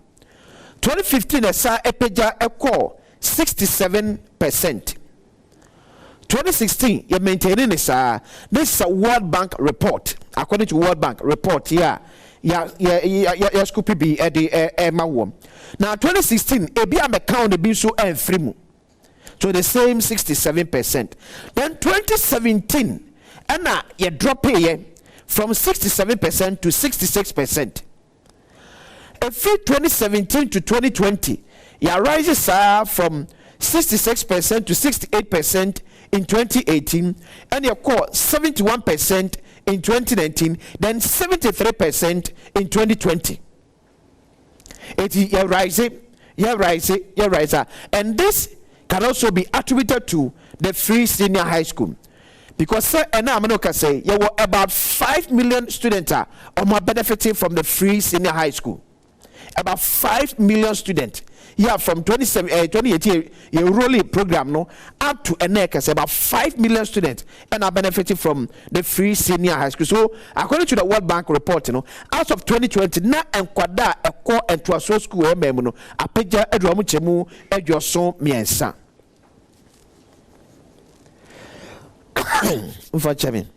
Now you try private school enrollment at various levels of education. You share the gradual shift. Say, Uber primary. Amanfua omo share the quality of education. And this is a Ministry of Education report. Amanfua mo share the quality of education. You mama call primary, private school as compared to Aban school and so any. This is also in percentage figures because medical the nominal figures that are sent here and grando do no esimi etiajano send the doors unika so boba ma nature tame ma percentage no. So for our primary you were 27% of your mofra identity on to tofi mu ewo ankra school as of 2019. Now 2020 and a peja at the course. So from 2019 now you're 27%, you do 2020 now you're 30%. That's enkwada say omo about private schools. Near one kakra wa me say 2019-2020 na free senior high ashase. So okay secondary education na ke hwe mu say e yanka abide no ebe course, but unfortunately according to the Ministry of Education 2019 27% of our students no more private education. 2020, 27% still private education.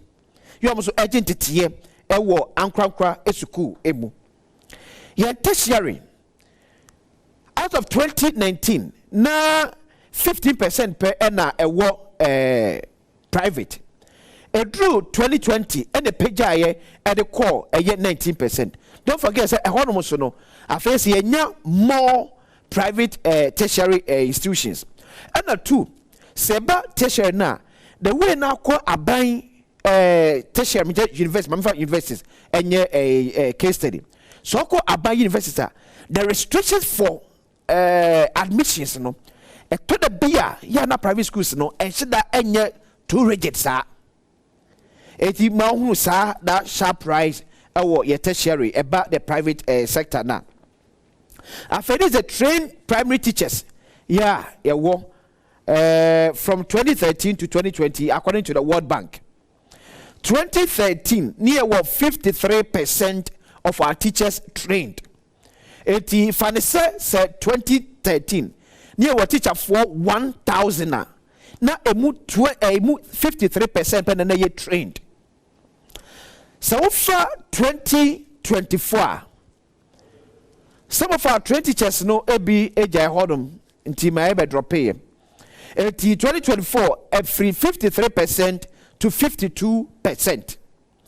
And at 2015 ye mai muso equal 55%.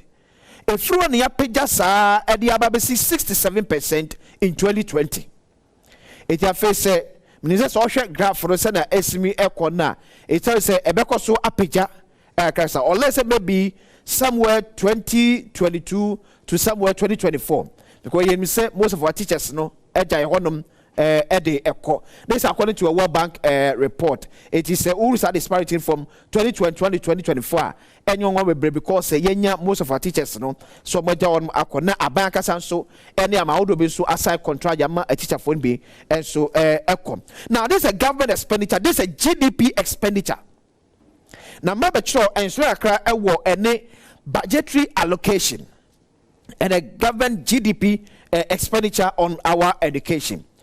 So we shall graph now Adom TV national. We say a free 2013, yeah, now 21.2%, 20.9%, 23.8%, 22.09%. Now up to rent, but a free 2017 abano. This says a form. But over the budgetary allocation, this is from the national budget. So for Minister of Finance, budgetary allocation now, the budgetary allocation no arising. From 2015, 6.7 billion, rising to 29.5 billion Ghana cedis. The issue are the GDP expenditure on education because of inflation. It you also had no ever form, but about budgetary allocation now it was slow. It was slow because I buy in a nominal figures but say inflation it also pay.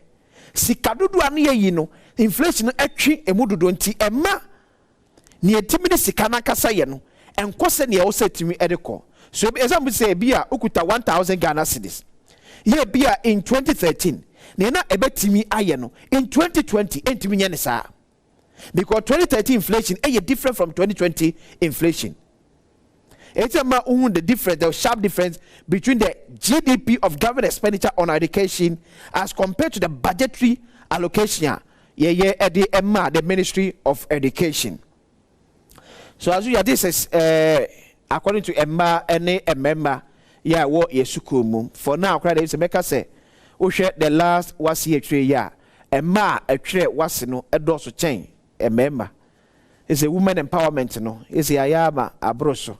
And this according to Minister of Finance report. Say women empowerment is there. Abroso my member be brain and say almost so say Minister Deputy Minister go ahead here. Now my boy Naja. Yes, yemwama yemano enkoba fedi ase e ba ne sa na ma attention be break call a man so na because so share the last was year tray afia enkwada omo tray no say man no etwam bebre na mema no ewum kuma benaja yemfa enya sa fama omuna yempe kwa bi so ebeja so in order for this is the overview of Oman Ghana yedisua say any edisua onsem no esimi etiem graph na mede amount sa na etiem ma me sure be ye sources na every the Ministry of Education, Ministry of Finance from the national budget, Bank of World Bank first report also at the budget. Oman so your education no send first no estimate. We are just about starting the show proper. It is a baby na make out say we a sectorial debate on a year Adom TV. 2 weeks behind the bro, sector by sector. We've said a lot. Yedika culture said we started with energy and then we continued with health sector today. Very important educational sector. Representatives from the 2 major political parties, MPP, NDC, Dr. Clementa Park, Ayakrado. Obaba Ben the first presentation. Uwepe na Deputy Minister, also Member of Parliament, na fe also a Reverend Minister, and also Ejina MPP anemo aye the presentation on education. Ye kwaba na uti ewo ye platforms awodono eso ahaye Badwam on Adom TV, multi TV so ebrena nkasa enie ahana nyabotre na tie eniminyamfo eni abenfo eba ya disua wonsema de wono ebe ka kire. So their responsibility me say simachiro biem and say in the case of the NDC, they've been there before. DMO muye wo ya disua mu. Ene Omasadi adesrede to Ghana anim say yema makwanya na ometoa ne omo ye ne so enti obekyerekere ni nyina mu de nti se basa bro omo ho de omo ye be ne omo de adesrede sa to enimi de omo pese omo ye for additional onsem and other matters of relevance to our conversation. Likewise, Reverend Intim Fojo and so any omo no mo abemu e ba additional onsem a de omo ye kwa ye mo pese omo break 8 no de almost say on betimi ayaka ho. So it's a straightforward conversation. Here we are, various unions and associations in so I crowd wa no mo buso mo nsem ba ko mienu miensa bi na ye bie mu ama ye nuanom so am wo mountain so no se bre ma ye kwan a amanone for ta afre yi na mo so mo agibre na mo so mo dem suggestions and contributions and questions aba without much as do my main guy will say Bolsa South eye mrashi bedwani a true NDC. Ufa benkuma o NDC, ufa nifa o NDC, upia ha o NDC, upia nechia o NDC. No doubt about that. He's a member of the educational committee. In fact, we assume NDC in various capacities. Inti, we couldn't get it wrong. Say ne onubejina party na nemu na wamayehu what they have for us as eligible voters are come December 7th. But based on issues like this. Yena ofia yenkambum na yema eye nimnyamfo Dr. Clement Apak yema na kwa babra also yakujana fidi na oni ediga. Parliament yeah. Doc, thank you for your time. But you have the next 40 minutes to tell us what your party has for us. Where's your here? Hey, where's the IT guy? Yes, you have to come and help. Hurry up.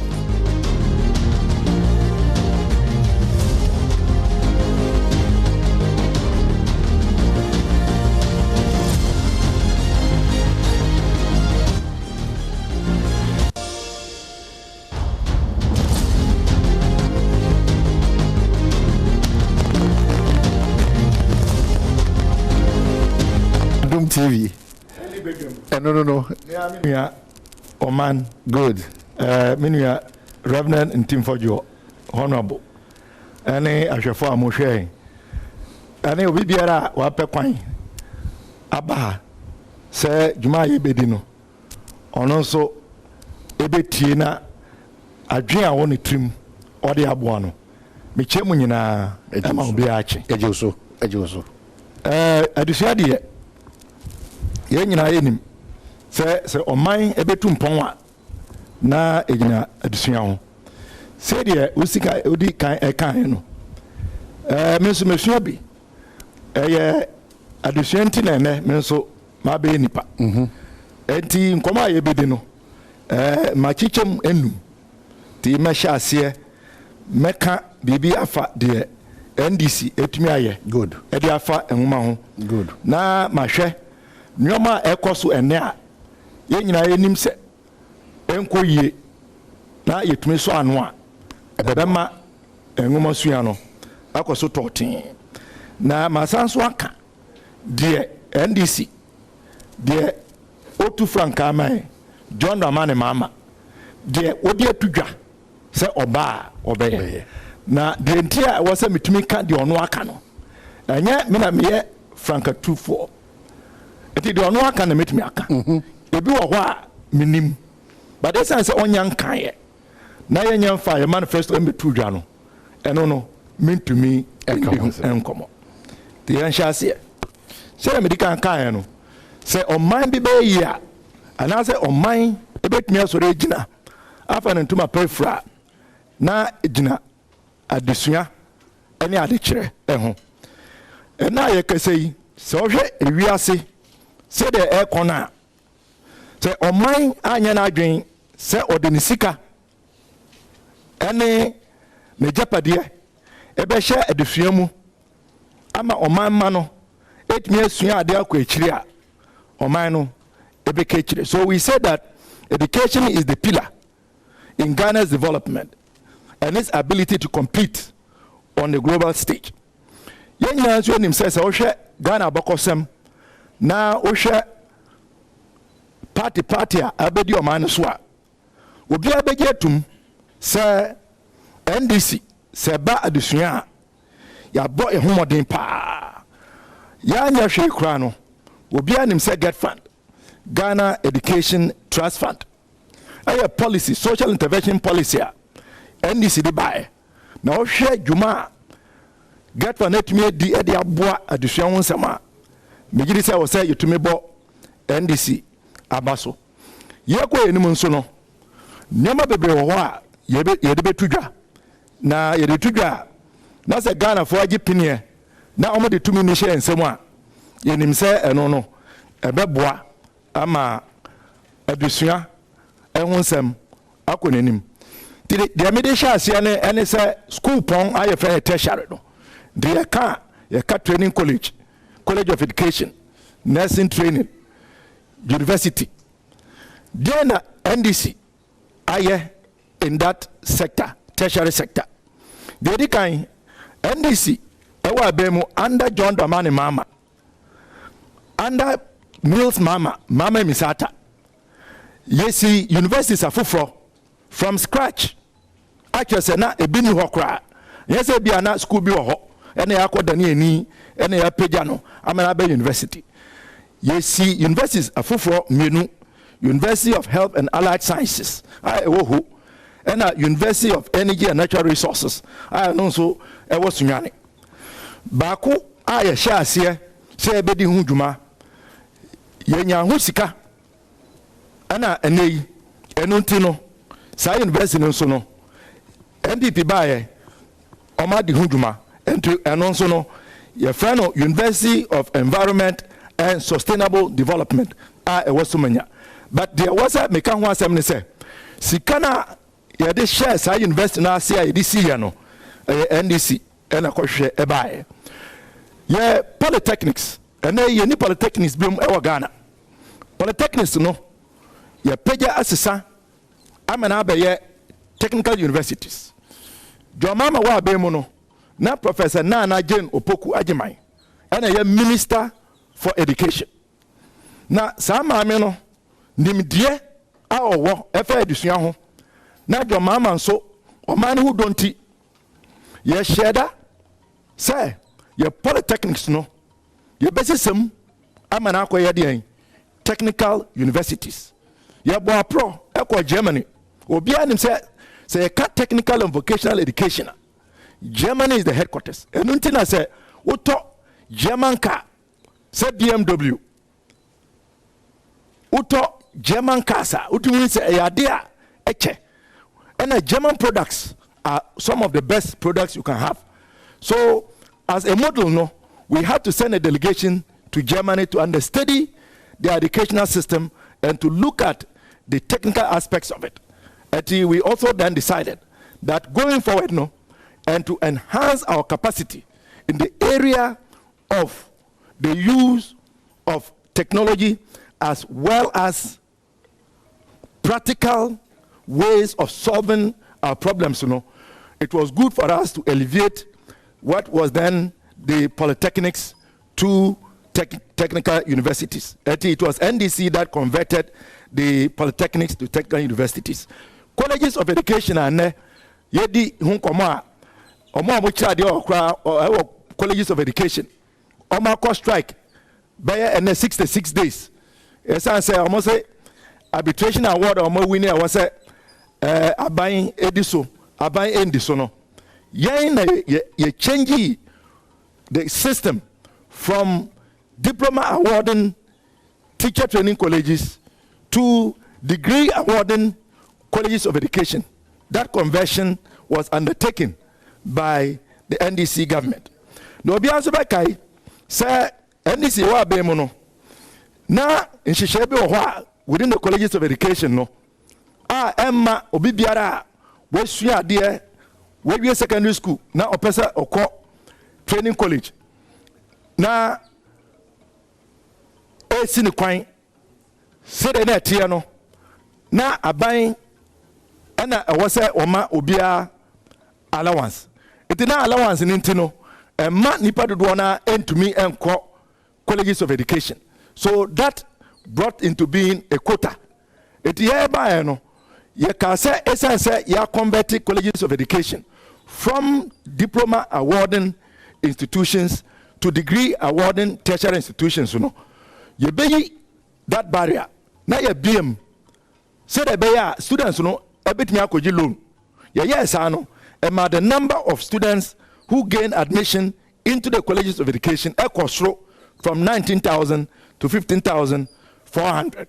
Abaye wa abemu nso no uwie college yanka se ko 1 year national service and actual licensure exam uwie ya na ya posto megide se woni mu nyina eye ensempa emaye so about secondary level na e-block ye di nkomache ba eja na dodo na entiase e-blocks no ye share ase sha ye besi 123 e-blocks ye wie 76 ye commission 64 commission no ne hia we wie no danu si ho but answer na obe commission no na akade na wo se enkwara no de sua de akade na wo se a teacher for e de church enkwara no ene car omode be ko school e de akofie nyina no enu nyina e be ka ho a na ya commission we said that we completed 76 but we commissioned 46. It is what is your mama can say we completed 76. Odika, he is right. But of the 76 completed, no, we commissioned 46, and that is on record.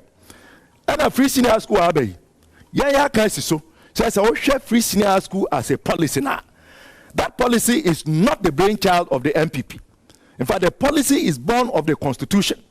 And a year we started implementing the progressively free senior high school policy in 2015. Yes, share as here with 458,700 students who were poor and vulnerable. Now, I agree say Ghana for MIT now be more. You bet trim, and so say the buyer no. Yeah, nyakwan antina kunyano so. MPP ebeje akunyano etina so. Yes, also launched the 156 million secondary education improvement program. Yeah, the size can be a World Bank grant. Yeah, the size can be sponsored the construction of 23 of the 123 e-blocks.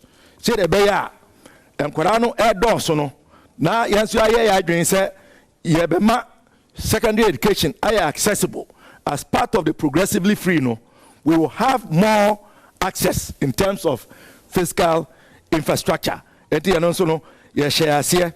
Yes, and the size can be improve quality and facilities in 175 senior high schools. And as also ma enquire 10,400. I names our phone NBA, my own scholarships. Science centers, resource centers. Yeah, it could pay 200 of these resource centers. Lab equipment, electronic equipment, ICT, any audio visual items.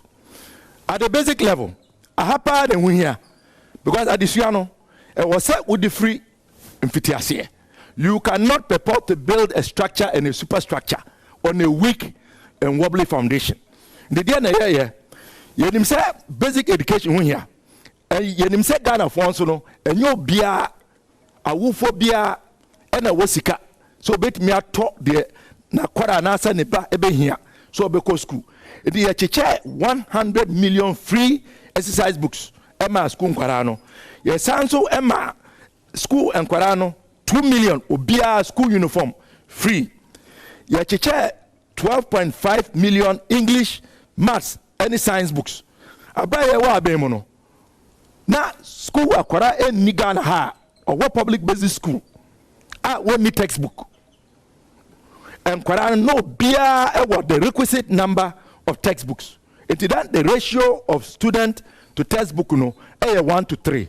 In fact, at some point broso, and 1 to 3 is the universal average. But at some point, we even surpassed it to 1 to 4. But for the sake of this, let's leave it at 1 to 3. Yes, also, chair 10,000 locally made sandals. And Pabwa, maybe I would tell me about where they are here. And we here, so who baby I me free. Bulsa out. Now we call a cross it is a bachonsa. Now we share the course or what? Sani me we nyina makano. I will follow more hono. Omo no motiasia. Se we no, se we ya e bowo e ma dusha etumi eden. E koso totin. Some mobeka nso a eba impem subi. It came to a point in Ghana where we had the shift system. Tiabeya and Korani bi ako school anopa. Omo kwana so mu kofia na ebi nso aba ewia. Under the NDC, ye no free ho. And no say we're able to build sufficient and enough fiscal structures to eliminate the obnoxious shift system. Besides, we no generally a dosumum, but my infaka craving kahun. You see, school are dying 1,129 classroom blocks. You see, 73 teacher accommodation blocks. Yes, also rehabilitate here. And I said, Chimu Baka say, yes, schools nibia na aye dilapidated. Yes, 622. Yes, also see 2,000 school projects. A friend schools and the trees, every ho. 2,000 school projects were built to eliminate the schools and the trees. So about ICT, any the MB before now saying Ebeka as a bidano, digitalization, ICT, STEM, we were also very involved in that. Yet to one among all of these things were going. As part of that, we supplied laptops to teachers, and we also stocked computer labs with computers.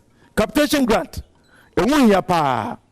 Capitation grant, and you bet me, I say public basic education is free in Ghana. And head teachers, editor then chalk attendance registers. Say a puno a puma in konya ego anasa bubua.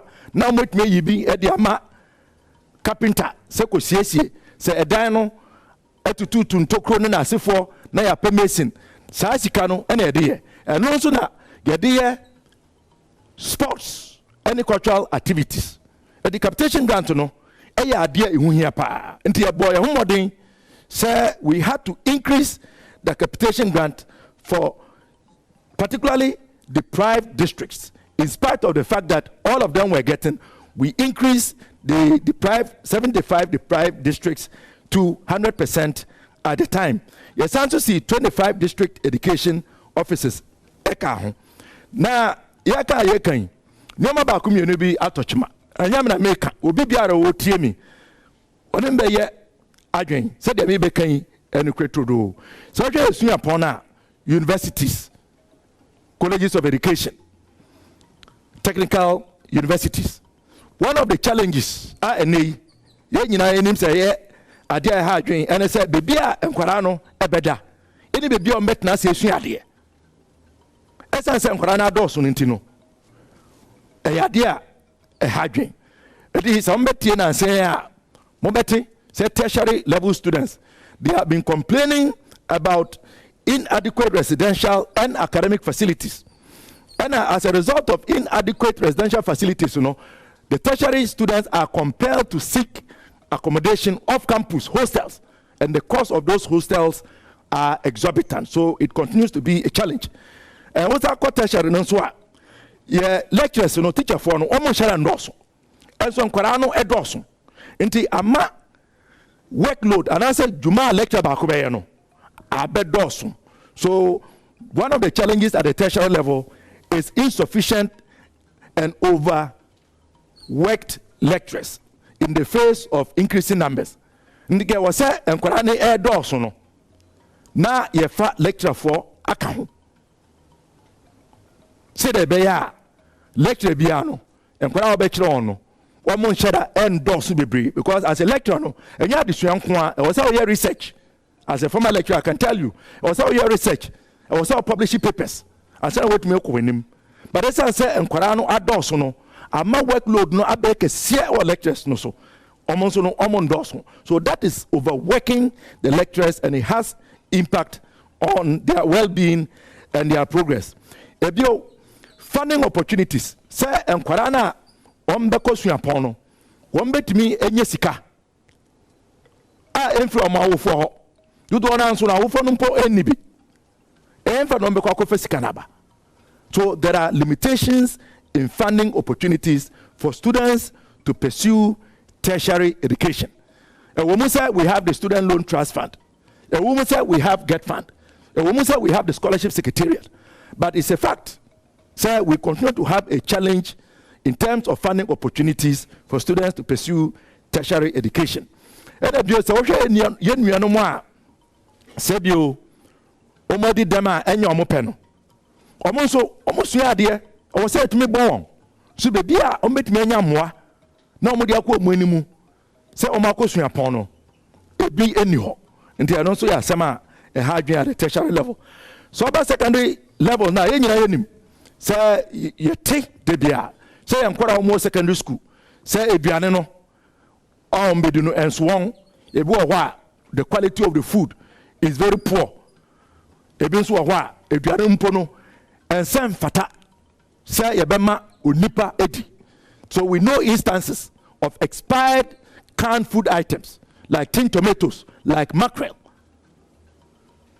and even sometimes flour infested with weevil. Dia supply my schools. Say mfanya eduane Emma and Koranonti. Say ba eduane hunsem as far as the secondary schools are concerned. Enyamina meka and Koranonim. Awufo enim, a churchefo enim. Yenyina enim say ohono so no problem ewo ho. Ena esa sem Korana dosun. Yen shada NCC a school wa dying any baby on better atena say sua de aka ho in our current secondary schools. And yen san so NC new secondary schools. E blocks no cry e bi ye ya yen commission ye nke wo say aban otisu say otimi du hu dwuma na your commissioner on commission entino. It has put a lot of pressure on the existing secondary schools. In the ama Yebedmiaka said there's inadequate academic and residential infrastructure. And away and akofa the obnoxious double track system no aba. Aga na for Dudwana na your friend red, gold, green. Dudwana and him said the home. A woman said some of the schools have been weaned off and are now practicing the single track. But the truth is that quite a number of public secondary schools are still on the double track system. The academic calendar, and another day. Abraham Korano beko school. And not do ombedu school. Abraham beko fie. Not do ombedu fie. Na say no, aye busy basa, chemensa, and a kind. One I uses our word no busy basa. And I ubeti na be school. One beko school. Now we are our for we did some kwa. Ebia one be esuya there it was school for about 2 months, 3 months and sana omaba. Ubetia in a month and a half to 2 months, you say, and Korani Befi, or Befi and Swa, a down Beko school will be a name, one letter every Ghana Education Service, Aba, say first year or second year or track A, track B are supposed to report in school. And we talk about the erratic academic calendar, because it prevents parents and even the teaching and non-teaching staff from properly preparing to receive the students. Because we go school, I was so bobo. They say unim say and then obeko school. Or chinechino obeba oba obedi enemienu. It allows you to properly plan as a parent. It also allows the students to also psych themselves and plan properly. It also allows the teaching and non-teaching staff to be able to prepare properly. But say ebano bisi basa sana a idea a one so bonnie Emma Adisha. Now saying to us about Yamina Maker Africa Education Watch. So what you why you can cut and swap. Say and Corano air quattro wasi ene na asefo nhwemu ewom ti say there is widespread examination malpractices and cheating and no so the nya dia be boyen esa say Ghana no enya yenko a yenkwara no so mu wie school a omo so betimi akwa abrochire anasa amanone akusua de omo certificate no say eyade a ewiasefo abe say Ghana de your exams enwiemu wo mu any malpractices say wo mu a say omo yenkwara no omo certificate a they will take a second look at it and to guess whether the certificates are indeed meritorious certificates that were given and earned based on merit and not based on cheating and exam of practices. Free senior high school aba, yenya see asum, ye twaso. And so I come home in spite of the billions of Ghana cedis, cumulatively no budget allocations from 2017 to 2024 is slightly about 15 billion Ghana cedis that we have allocated and approved. But in spite of all of this, the free senior high school program is indebted to suppliers. Food suppliers, buffer stock, engaged food suppliers are owed. Those who are providing uniforms and sports apparel, they are owed. Tablets here and say about the it's answer MDC, ye 2020 manifesto mu, and I MPP, almost 2020 manifesto mono. Abayin se wa sha sia o chiche. And so tablets no aban enye ntua ehun faka ya there da. So cumulatively no ya calculation. Government owes free senior school suppliers in excess of 5 billion Ghana cedis. When you combine all of these other areas, into a idea, yes, you share na yedi hun komo. Basic school. Na kaneno yedim say yetime schools ni nyina free under trees. But as we are speaking today, social research from Africa Education Watch and other education sector think tanks now, we have over 5,000 schools under trees, shares, and dilapidated structures. And no any idea. It was a etumima ye. It is a disgrace. It is a shame. It is an indictment that in the 21st century, yenkwara etumi kotena edua ase. Anase mpo shed bi ase. Anase dilapidated building. So we need to work on that. 2.3 million people enkwara no amuko school, basic school. Wamunya enkonya any table entina so. Omotena form ebi kura eda form. And so yetumi anya sika ayedi kosi National Cathedral. Yetumi anya sika ayedi bi ama contractor say onsi kwalugu dam aye hunhwe. Abaya nkwara 2.3 million eco school. Wamunya enkonya entina so. And ebio ye change curriculum in 2019. New curriculum, my friend, standard-based curriculum. It be ejuma. And now me nuke say. And yet Ghana school akware dia. And now our book, core book, English, Math, Science, based on the new curriculum. Last time a minister Eba Parliament to the Parliamentary Subcommittee on Education, we were told that 65%, only 65% of textbooks had been produced, and that is an indictment. So you be change curriculum. Our new curriculum by September 2019, and now me say there are still students in this country who have no access to textbooks based on the new curriculum. And I bio exercise books now make no. Yanchiche biom, man korano free. Omo muni bi no munye biom. Capitation grant no so no.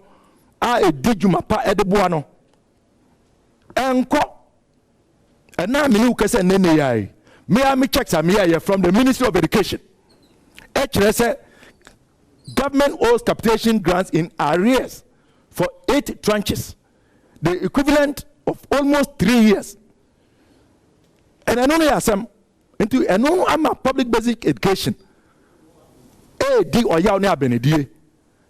In a sense, you will never hear public basic schools engage in cultural activities, engage in sporting activities.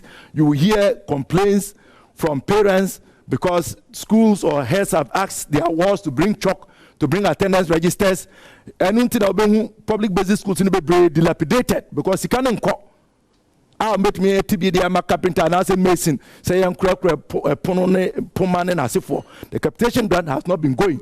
But as a matter of fact, and I mean, say one of the most dreaded positions one can be given, according to heads of public basic schools, is to be appointed the head teacher of a public basic school. Do one koboka, and I'm running schools, and that's all free, just to keep the schools running.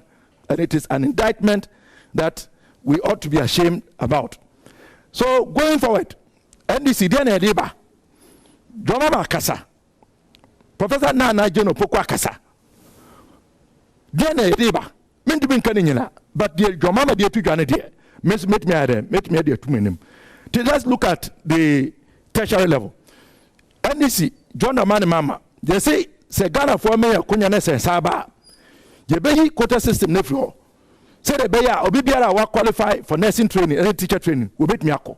With the quota system, our MPP government promised to eliminate and reinstate the allowance. I can tell you on authority that the quota system is back.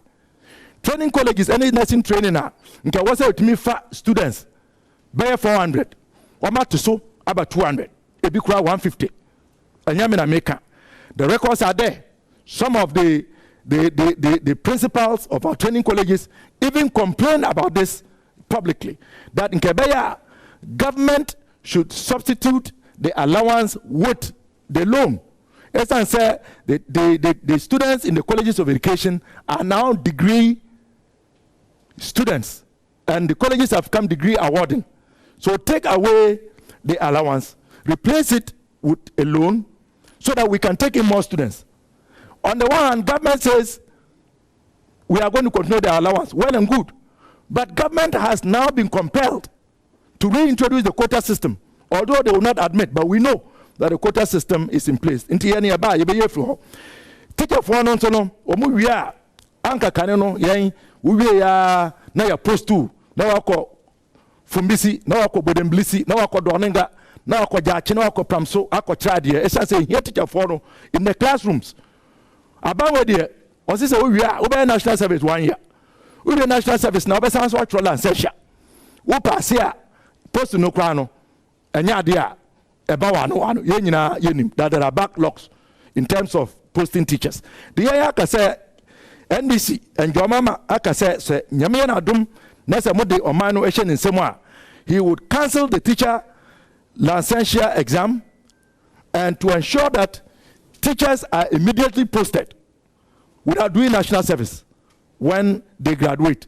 He will replace the licensure exam with a course that the teacher trainees will take in their final year, and then assessments going forward. So under the NDC, we will now have a teacher licensure exam, and graduates from colleges of education would not be required to do 1 year national service. Now say about obi edi hu nkomo and say yem kwara na wo ma wie secondary school aw ma pass aw ma apply to go to tertiary anya me adom wo ma receive admission no good one na no mu di nkomo ya be hu say de be ya go betimi take advantage of the admission no abaya sem as a result of the inability to pay eti ya proposal say come 2025 first year students who enter public tertiary institutions in Ghana would have their academic fee and as academic user fee absorbed by government. That is what is going to happen. Now, after the first year, no, by that time, now you decouple get fund. Get fund, benye sikani nyina waso onyano. Now get fund, the student loan trust, a reasonable and respectable quantum of money, so that from the first year, from second year, no, the students would then be able to apply and get these loans to continue. So the policy is to ensure that we address the barrier, the initial barrier of taking up admissions. And how does your mama propose to do this? It's very simple. Say, Office of the President budget. There is no year that they have not allocated more than 1 billion. In fact, and this year, it is over 2 billion. The year before was also about 2 billion. 2020, 4 billion. What we have said is that we will cut down on that and then we'll reapply some of that to fund this policy. And then we also have the issue of bringing in the private sector so that they can augment they can augment residential infrastructure in our secondary schools. We will dig up that fund and refocus and redirect it to its original mandate, which is building of educational infrastructure. That is the core mandate of GET Fund. We will be establishing 6 new universities. We will commence the processes, initiate the construction of 6 new universities for the 6 new regions. Secondary school, we are going to improve the implementation of the free senior school policy and we will abolish the double track system because we know that we will be able to increase educational infrastructure. We are also going to bring on board the private secondary schools, which used to play a role in education service delivery at the secondary level. But the current policy implementation has removed them, and we are going to leverage and bring them on board. So as we augment existing educational infrastructure, we will build more secondary schools. We would also leverage the private schools, and we believe that within the first 100 years, we should be able to eliminate the double track system. We also want to decentralize. We will decentralize the feeding arrangement. Rather than buffer stock, the feeding grant will go to the heads of the institutions or suppliers and to decide the kinds of food items that they want. We believe that if we do this, it would address the issue of quantity of food, quality of food, wholesomeness of food. And it will also allow at least the local economies where the schools are to also thrive because the schools will be procuring food items from their local communities, not the current arrangement. Accra, NOBT, now a man contract, say on supply and cut here to Bolga Senior High School. And you be on a hinne don't cut here. And now, so why do you give a contract to somebody in Accra to supply peanuts to Bolgatanga Secondary School? We will also provide free Wi-Fi to schools. Yes, free Wi-Fi, but in Shishaya, by Africa Education Watch, and in the 4th estate, indicates that the free Wi-Fi that is currently deployed is not fit for purpose. Most of the schools in Yejuma. And in 1 week, we are going to provide sustainable free Wi-Fi that is fit for purpose. And the Babezika, then a bear found, then a Jomamaka, or so bad, he would resource basic education to enhance teaching and learning by improving infrastructure. That also includes eliminating schools and the trees. Or then he would ensure the timely release of education, of teaching and learning material, as well as disbursements of the capitation grant. And this is a solution to the current situation where the capitation grant is always in arrears. I also spoke earlier about the issue of the deficiency in terms of the distribution of textbooks. These are critical educational learning material, and yet only 65% of textbooks have been supplied to our schools.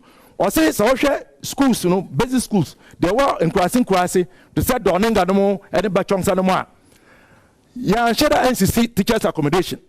If the teachers never baby on Badana Yatsam. Te Badasana, woman child or honche. Going forward, we are going to build teachers accommodation in all basic schools, and we'll start a policy of ensuring that any new public basic school that is going to be built, it will come with accommodation for the teachers. What we can say is that any senior they get fund by, and a get fund kapina yadia tosono, and yadia a boy. A man get fund is unable to fulfill its core mandate. And that is why you see a lot of abandoned or neglected get fund projects, because the capping is denying get fund from getting the maximum revenue so that it can undertake its core mandate. When we decap get fund will have enough money to build more educational infrastructure, both at the secondary, tertiary, and basic level. And what we would also do is that we would address the issues that we are proposing to address in collaboration with key stakeholders. But the Asha Siemum, but the Nye, what a Nya Bankwa, and then I said, yeah, Tiawufo, I share for Ghana for Nina, and that is why John Mama said that he is going to constitute a national stakeholders forum. National Stakeholders Forum to take a look at the free senior high school and the way it is being implemented. But the problem we have, to which many Ghanaians agree to, is that there are serious implementation challenges. And we also want to make sure that we find sustainable funding for the free senior high school policy. No matter the adoption. But we'll come back. You definitely will be some questions. I'm sure say question we are time. Able to explain Thank further. you so much for this great submissions. Yes. Yes. Thank you so much. So that's Dr. Clement Park, Bilsa South, Member of Parliament, and we're very present in the interest of the National Democratic Congress. It is now time for an ordained minister, Member of Parliament for Ascent South, and a mineral engineer, a politician and entrepreneur. And so, Eddie Nidia Ebre on the ticket of the New Patriotic Party. For the next 35 minutes, Reverend Intim Fojo Eni Unipa Ukuta Butina Odiye Echo. Reverend, thank you so much for your time. Now, you have the ball. And this is your election headquarters, Kokromoti Power. Essence, Mesa Kyle, is to ensure, say, come December 7th, Obetiasie, the Intia, Okotuaba. The uniqueness of this year's election, this particular year, December 7th, 2024 election, a dance okra.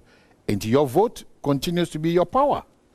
It is what we have sought to do. And it's a, yeah, Mawatiasie, sector by sector, the ECOSU or the major political parties. No? Now we're Jinaso plus other factors. And we just heard Dr. Clement Park on education, the vision and focus of the National Democratic Congress. New Patriotic Party is ready now.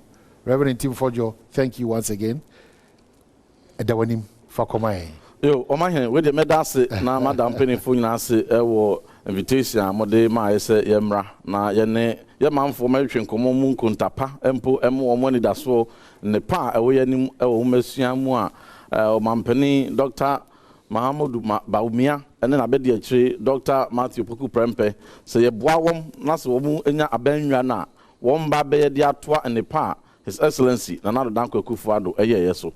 Now, Metia Wadawasi. Metia Miaminia Honorable Dr. Aparkin so na metumi achia mpenimfo abejafo won ewo efie ha obehwe mpenimfo nimdiefo ewo ha yedi nchia de mo nyina sanso na nananom ye mpenimfo ye teacherfo ne woni a ehwe ewo Ghana fa na nyina empo amanone yedi nchia sonko ade mamo na se me koso a na medi kan kase from 2017 to 2024 ye baaye no the beton or umesium nanya kra the menua Honorable Park abekan bebre o ha factually ugugu kra be hu se bebre na entro bebre ene wom na the tenie ye ba ya ye befa abenwa no in 2017 ka ye kabubro ene beton ye Ministry of Education over 131 million to over 131 million and plus ene ka ye beton ye enumpo we de enya no cedis mu ye beko de dollars mu na a bill saying feeding grant for colleges of education womantua womo bo kadi go over 36.38 million ye ne babetua asa no ufri wa senior high school sa bre no na womo ye ni bibia friend free SHS ye mofra over 830,000 students na wo from level 100 from first year second year and copy third year no one the two fees bibi kakra bia wo so wo de be boa schools no e de afa wo expenses bi ni ade krampo no over 57.5 million na e da ho a wo ntumi antua ye ene e ba ya e betua asa no enu etre no wo hwe supply of uniforms over 3.8 million and they can da ho a ye ba ye betua ye e ba no supplies ni ade wo mu ye and also 10.6 million cedis. School standards na mini Dr. Park kan ho asem no. Ye na ebetu asa aka no. The free ho 2 million. Oba capitation grant a no wo kan ho asem. Ka da ho capitation grant a na ni ho a no nti teacher for kura per chalk atro former second lady kura ko school bi wo ka atro mo say ye ni chalk bi e de be ma no. Ye na ebetu asa capitation grant 8.4 million. Ka wo abo e de ato ho. Akane no register chalk pen kura wo de be mark impo no na aye problem no. Ye na ebetu asa akane free ho. And no free one feeding grant for special schools. Ye money offer for asabe one special needs. Edi them kwan bi so a ese ebu an krampo MOS kono anko 4.7 million. Ye na ebetu free ho. Eno eche edi science books a menua be kan se wo mo de ko ye nyina wo ntuaka. Ye ne na ebetu asa science books nika to the tune of 7.3 million cedis. Enya no nko a o. Oba senya hodo a wo supply the man schools kra over $18.7 million USD. What's the sound about a net more and then over 400 and over 500 million cities. What's the sound? And over 400 yen betray at the free ho.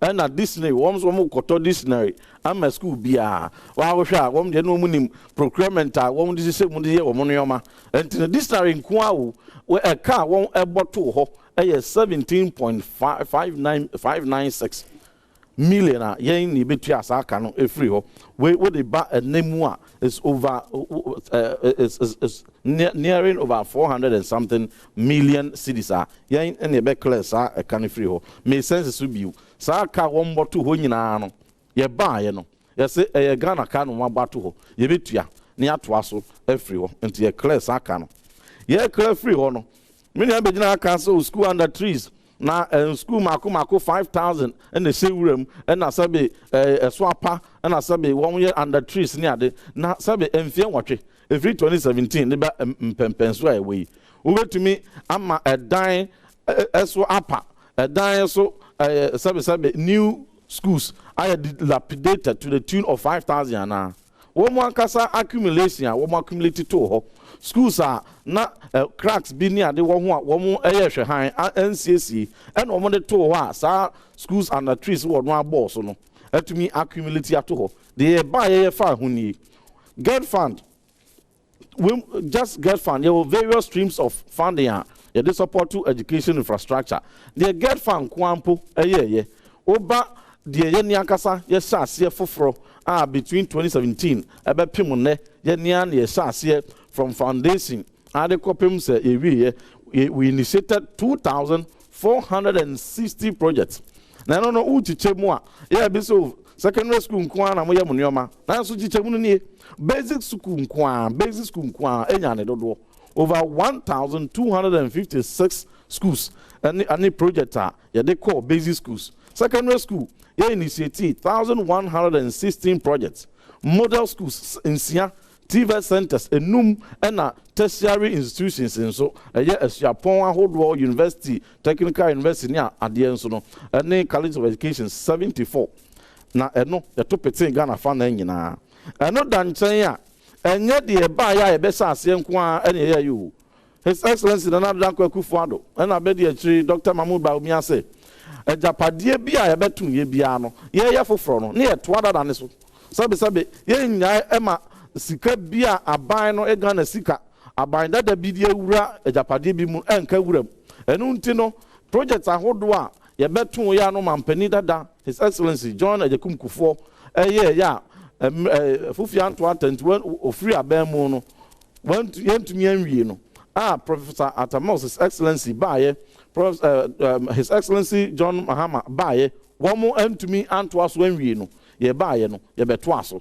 sanso ena de His Excellency Professor John Evans Atamels nso esase wantumi anwie no ye baye ye to aso ena de His Excellency John Mahama nso baye wantumi anwie no ye baye ye to aso na breakdown ni uka the completed projects ya ye nyina ebomu a ye de ye beto ye ene de ye ni akasa nso ye sase so dem dey can over 2,460 projects ye ni sase no ɛne deɛ nso yɛbɛto yɛ no deɛ yɛwie yɛ 3001 completed projects mene wo kasa yi projects pore mpem miɛnsa ne n'akyi na basic school nko a enya 1561 ɛne deɛ yɛasi awie a yɛapa ho ntoma de ama yɛn frɛ sɛ ɔmo yusu oba no secondary schools ahodoɔ ebi yɛ dormitory ebi yɛ science labs ebi yɛ classroom blocks ebi yɛ dining hall 1267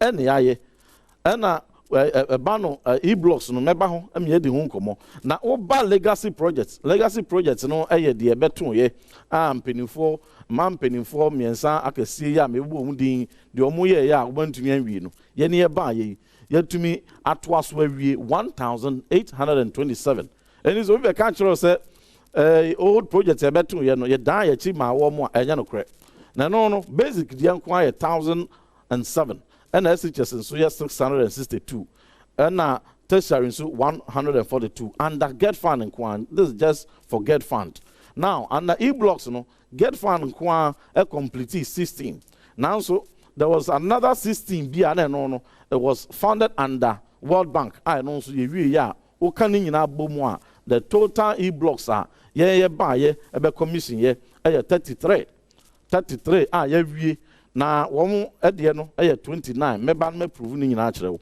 new projects nso a yɛsɛ aseɛ 2017 ɛde bɛ nyinaa a yɛtumi awie ɛyɛ 1174 na no breakdown yi basic nko anya 554 ɛna SHS ahodoɔ nso enya 605 ɛna suapɔn ahodoɔ nso etumi nya 11 na yɛakɔ yɛ anim no ɛnyɛ dan nko ana esi yɛ wohwɛ mfie nson ɛne fan ɛsan ahodoɔ a yɛtumi supply over 2718 vehicles ebi ɛyɛ pickup ebi ɛyɛ buses ɛno nti ɛna aboa ma ahomasua epeja ɛwɔ ɔman mu ha na ɛno nso firi hɔ a nkuro nketewa baabi wɔ hɔ a na campo ntumi nkɔ ɛnso ɛsɛ siso ne kɔ ɛwɔ sɛ supervision kɔ so ɛnti no sɛ kaa ntumi nkɔ a ɛsɛ ɛde moto ɛde kɔ ɛno nti no 1500 motorbikes ɛnso yɛtɔɔe ɛde ma ahomasua ɛno akyire furniture me nua bɛka sɛ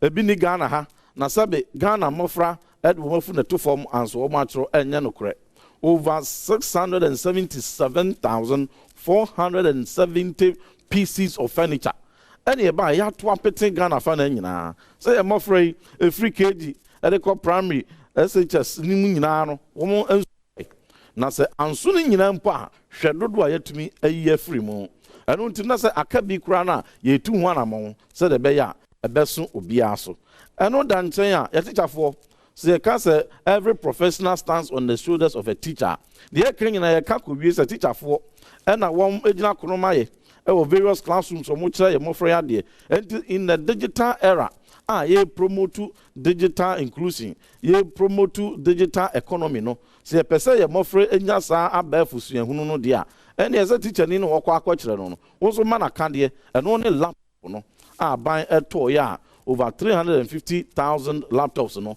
yacha say aka nipa kuma bi a teacher union for no eyi asotire say aka nipa kuma bi a won enyaye ye bɛkɔ so a ne ya pushi supplier na akɔpem sɛ teacher ni bia wo Ghana ha ne nsa bɛka ne laptop over 350,000 laptops ɛna ya procure egu so a ye check na ọma bia nso yɛde nsa no dwuma na yɛde kyerɛ o nti deɛ aka nyinaa no ne yɛde ani ɛhwɛ TVET yɛsi TVET centers mako enum ɛno yɛ abɛɛfo deɛ ɛna ɛno akyire nso no woba model schools STEM schools sɛ biribiara ayɛ mfidie biribiara ayɛ IT biribiara ayɛ technology biribiara ayɛ internet of things 3D printing ɛne concept a afi bia ne da bia no ye besore no ne yese new version aba enu nti se mmofra yi ye ntumi amfa aba efo kwan so antete wom na se science technology engineering ne mathematics adodo na ate nka no mu dwane no yamfo mu anwura mu a ebedu pempenso bi no na ye pa engineers mapa ye pa doctor for ye pa researchers ne scientists na won apagya o man ya ne yenya bi enu nti no His Excellency Nana Dankwa Akufo-Addo ana bedi ekire Dr. Mahmoud Bawumia edisi wo mani so say ye ba besesa ye mesua nani from primary ade kopim SHS even po asuapon mu na yɛtumi a embrace system na yɛhyɛ aseɛ no yɛ system schools ahodoɔ ebi nie mɛsan aba so ma bɛbobɔbobɔ ne nyinaa so mmerepam but sɛ yɛka ahomasua ne ahomasua nkwa ne university ɛnyɛ ahomasua nkwa ne secondary school ne fapem no ankasa ɛne day nursery ne fapem ne KG foundational learning dan bia wusi na so wan hwɛ fapem no yi ade wobɛsie siso bia bɛdwiri ɛno nti no investment over 129 billion cedis His Excellency Nana Dankwa Kufuado and then His Excellency Dr. Mahmoud Bawumia Ura Umesium from 2017 till now. No, Nifaka Siena they call a form ho, a year foundational learning. I don't say, oh, here they won't phone him. I up there for kindergarten. They say, cages for fry yesino, San yesino, a smart classroom KG. You be bakwano kwabenya yesi si dodo na so e miamia bebre na no edan chen ya said ye betumi ama yasesa omesuani na aya kono ama ye mofrei watumi akosku asua de enkura de agro ne di asua de anu ntino curriculum yesesa ni ye bibia from the play based pedagogy and ye training a teacher for na wom etete ye mofra no LKG no ntino wode ampe pilolo eto nyum ene nyum agora onu ankasa enimdie no na adesua no ye fam eno aboa apeja ehumasua at the foundational level eno nti the beton ye in the year 2015 ebra mpenifo bi ba Ghana ha ebe hwehwemu fa ehumasua fapem se de tie ye obi from early grade reading assessment egra won be ye no won fa enkura go P2 eno mo ye wo assessment the beton dwane say in 2015 no only 2% of emofra ewo P2 na netumi kenkan won test Ghana P2 fo nyina no emu ohamu chichemu mienu pe na netumi kenkan na ze wo fa enkora ewo P2 100 edigina ho a emu mienu pe na netumi kenkan as of 2015 sa na ye wumasua no ne fapem no sa na na tie. Fast forward, ye ba ye be so mo an page aye near your interventions, near development partners, near no more young carbon, near training teacher for near Fabica home, near woman welfare and so quenim, woman ya per de boy, no, the Sabri 2022, ye national standardized test. And Korana na 2015, a mummy no pet and a to make in cano. They say I jump walk or 38%. 38% or young Kora, one hour P2 no to make in kind. An improvement from 2% in 2015. Na enya ho na pese yapem. E pese akoya nim ekudum pempenso a akrabia from P2 titru by the time obenya 10 years no obetumi akan 90% of our children should be able to read. Now 2022 so yes I national standardized test and on P44 ya test one ya the private school for ni adi nyina dodo a nya pepa kan ho 54% edi mfiedu na tumi kan we World Bank eye nhwemu bibi mam ha enyina no se wuyi bibi mam ha si wa enkura edi mfiedu no obia woka bomu a nipa ba ko pe na betumi akan wuyi nkura du edi mfiedu di gina wa nipa ba ko pe na betumi akan enso Ghana ha de nipa enum edi konsia edi mfiedu etumi kan na say wumasua no animu a na ekọ enda nchen ya communities of excellence and also ye de be bo ase no ya target over 9,000 teachers are training wom and 8,500 schools and only say sa community ne be mu assembly ma wo awofo e wo ho ahemfo e wo ho community opinion leaders ni nyina no e pese mu nyina mbe kan teacher fo ne ho na ye niko nkora no ehumasua ho library na se de ba books na se de ba de se de ba bia kan de bia no ne de aba eno no atumi aboa ama humasua ewo nkora no empenso no atumi apagya na mpo no anye kura no by the time ankora no ewo saa kuro nim ebedi emfie du no na mu 90% etumi kenkan by the time wom ebeko JHS no at least emu 90% they say to me ko by the time I hear wom ebeko SHS no emu 90% must be able to go to SHS na ultimately no emu 90% etumi akọ university. Imagine kronkitwa any krobia so a bibisa eba bekoso the meka efa get found enye no nko a any infrastructure yaye they were additional funding bi enso ye support to say we school fa yesisi na the ene beton ye no hwe school e wo mensa benkumin aha for my basic school say na ndisi fo ja no say ne ene aba besi no Nanka mere makwanya and can make over 650 side schools. The NDC for Jan one one more can school and a tree no saying one person the TNE. The answer about business and only Azan Oko Azan basic school you look robo. Saying an NDC for Jano. Say for from mono and yes ya a mu I abefu amawom. Sanso and I call Kede Ebenezer Methodist School swa. And so NDC for Jano dilapidated under tree. Oko nago de. Say NDC for Jano, Moonshare School NDC for a Jano and a May Ekum. And so ya babayano abefu. Oko breme as in swa sa na oko. Schools bebre ntafre waso atobiase ne nyina ohwe sede na tetia pansamo a ye ba ye ya ba be sin foforo mana ye fe hundreds of these and no any this MPP ye nsa no adwuma say mfoni a wo hwe anya university na wo hwe o mfoni a wo TV so yi JHS mono a MPP ye mpenso sa na ye si JHS junior high school na ye na yesi no say na tie na we be fi say be artistic impression ebi ne yesi mana duru sei okosunyane bi ho okodwaben bi ho oko onwe abenase bi ho oko enyiresi nkran ebi ho enti no wenum nyina no eye abefo kwan ye fa so asesa sede enwumasua ye no eba no stem a science technology engineering mathematics nso enwuma bebree ene yaye e ho a no nso sei Ghana ha enye chiwampo ene mofrey edisua de na emomo no won ede abefo kwan so and practicals and the study. School can say ya a won't phone him. A public school and a private school. A Accra STEM Academy.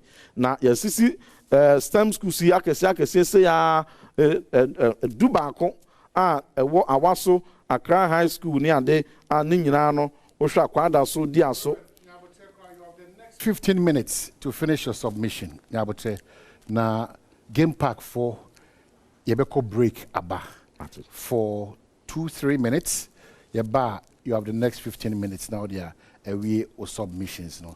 Era Clement Park, me who say Ocean is also per se Obusasem, but Toboasi. Yeah, be quiet by a bar. One can somebody moon come on out for Yamaka Zama, Abuja form Sabadonia. Eti, so Ofia, I'm sure you're calling him that game park for Darama say, Oshebran's son on Kunia, make out say, promote to a besser, and son.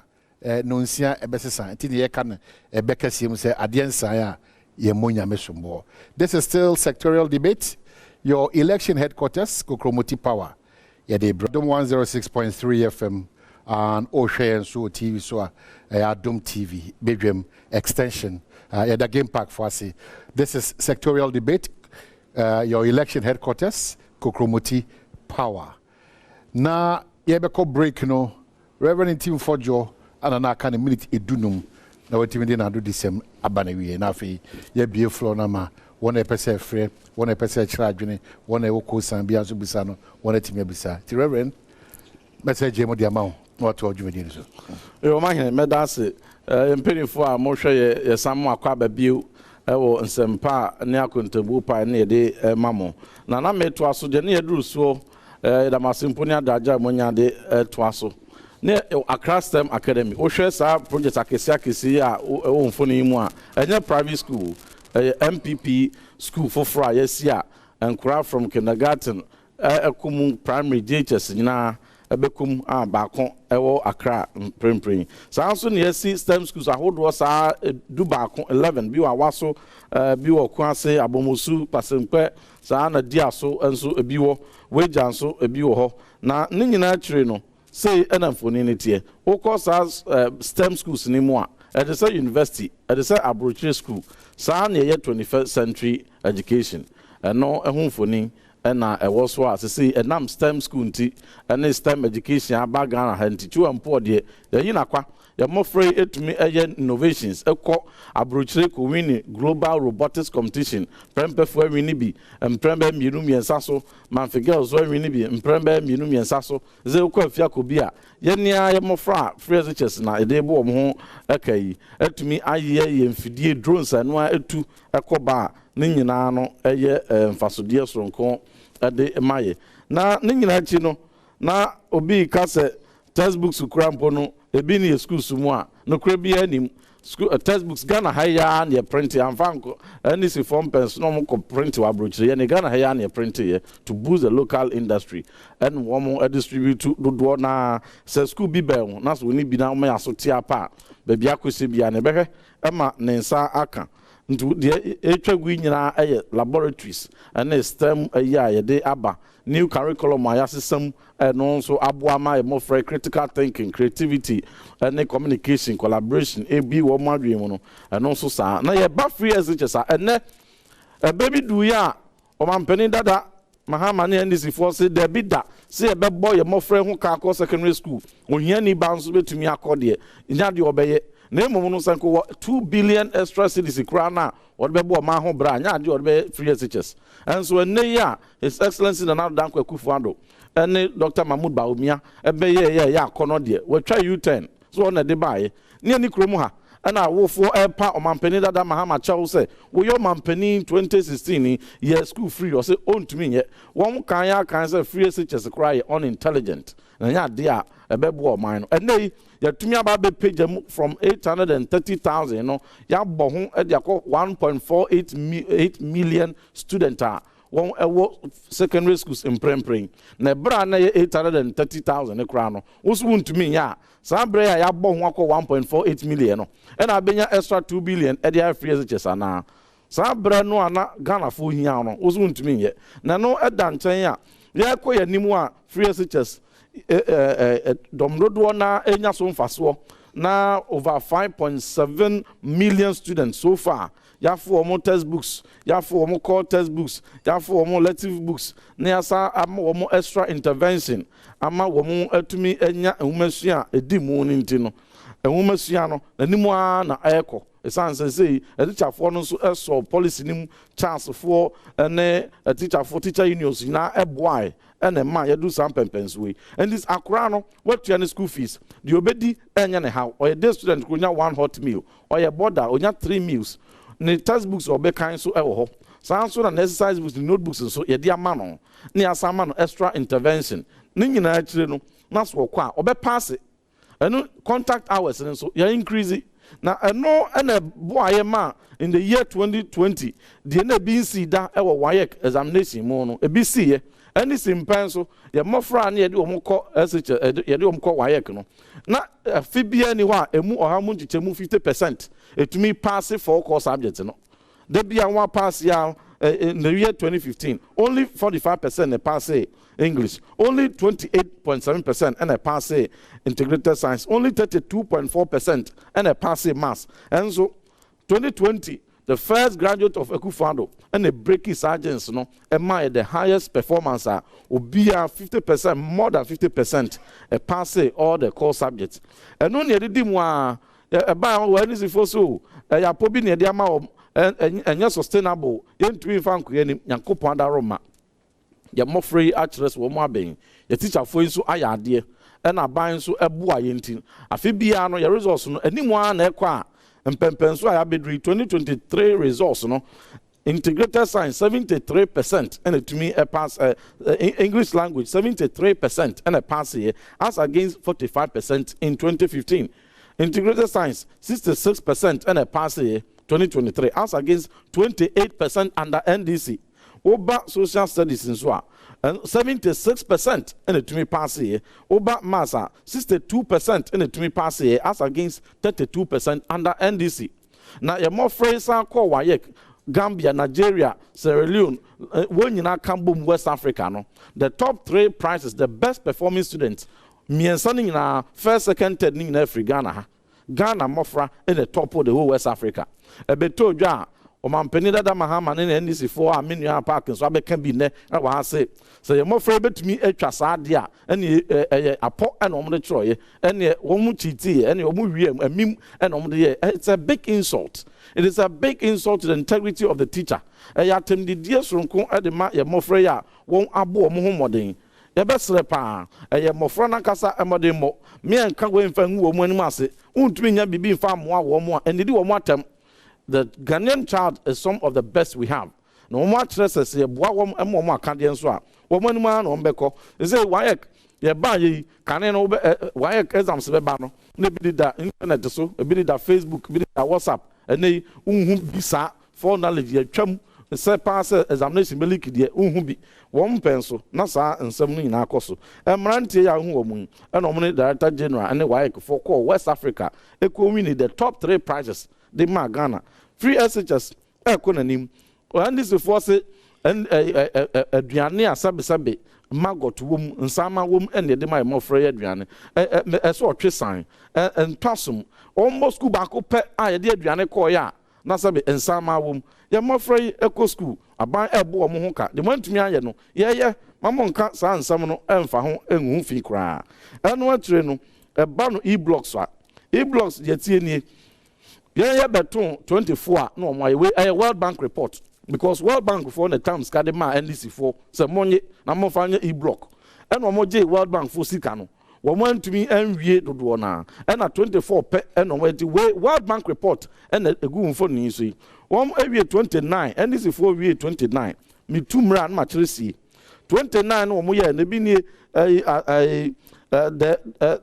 abase krobo goma German dia so chechire no ne ade nyina no NDC for tumi wie ye ba ye so omampani akufuado na be de Dr. Mamu Bawumiase ye toa so won toa so a 33 ya ye be wie eni uba nankpala ziope uba aflawo tambigu adabu krom uba ga odumase apesua lasibi manso manfi adakru mpaha eni de keka ho a edi be wie ukofo offenso a esio so ni nyina ye edi a complete na ya complete 33 no ya fans ho a yes say babia wo mu disisi ye no emwa uyi uyi de si one cry domi kwabenya e de free ho a ho de si yie pa enti nkura na nante apa no mu nyina akwa akobɔ mu ma uyi no esi nkyenya de aka nyina no wo mu di kosisi the middle of nowhere once on one tobas bi anka ho a ebetwen mofrey enti ubekɔ no na bi 24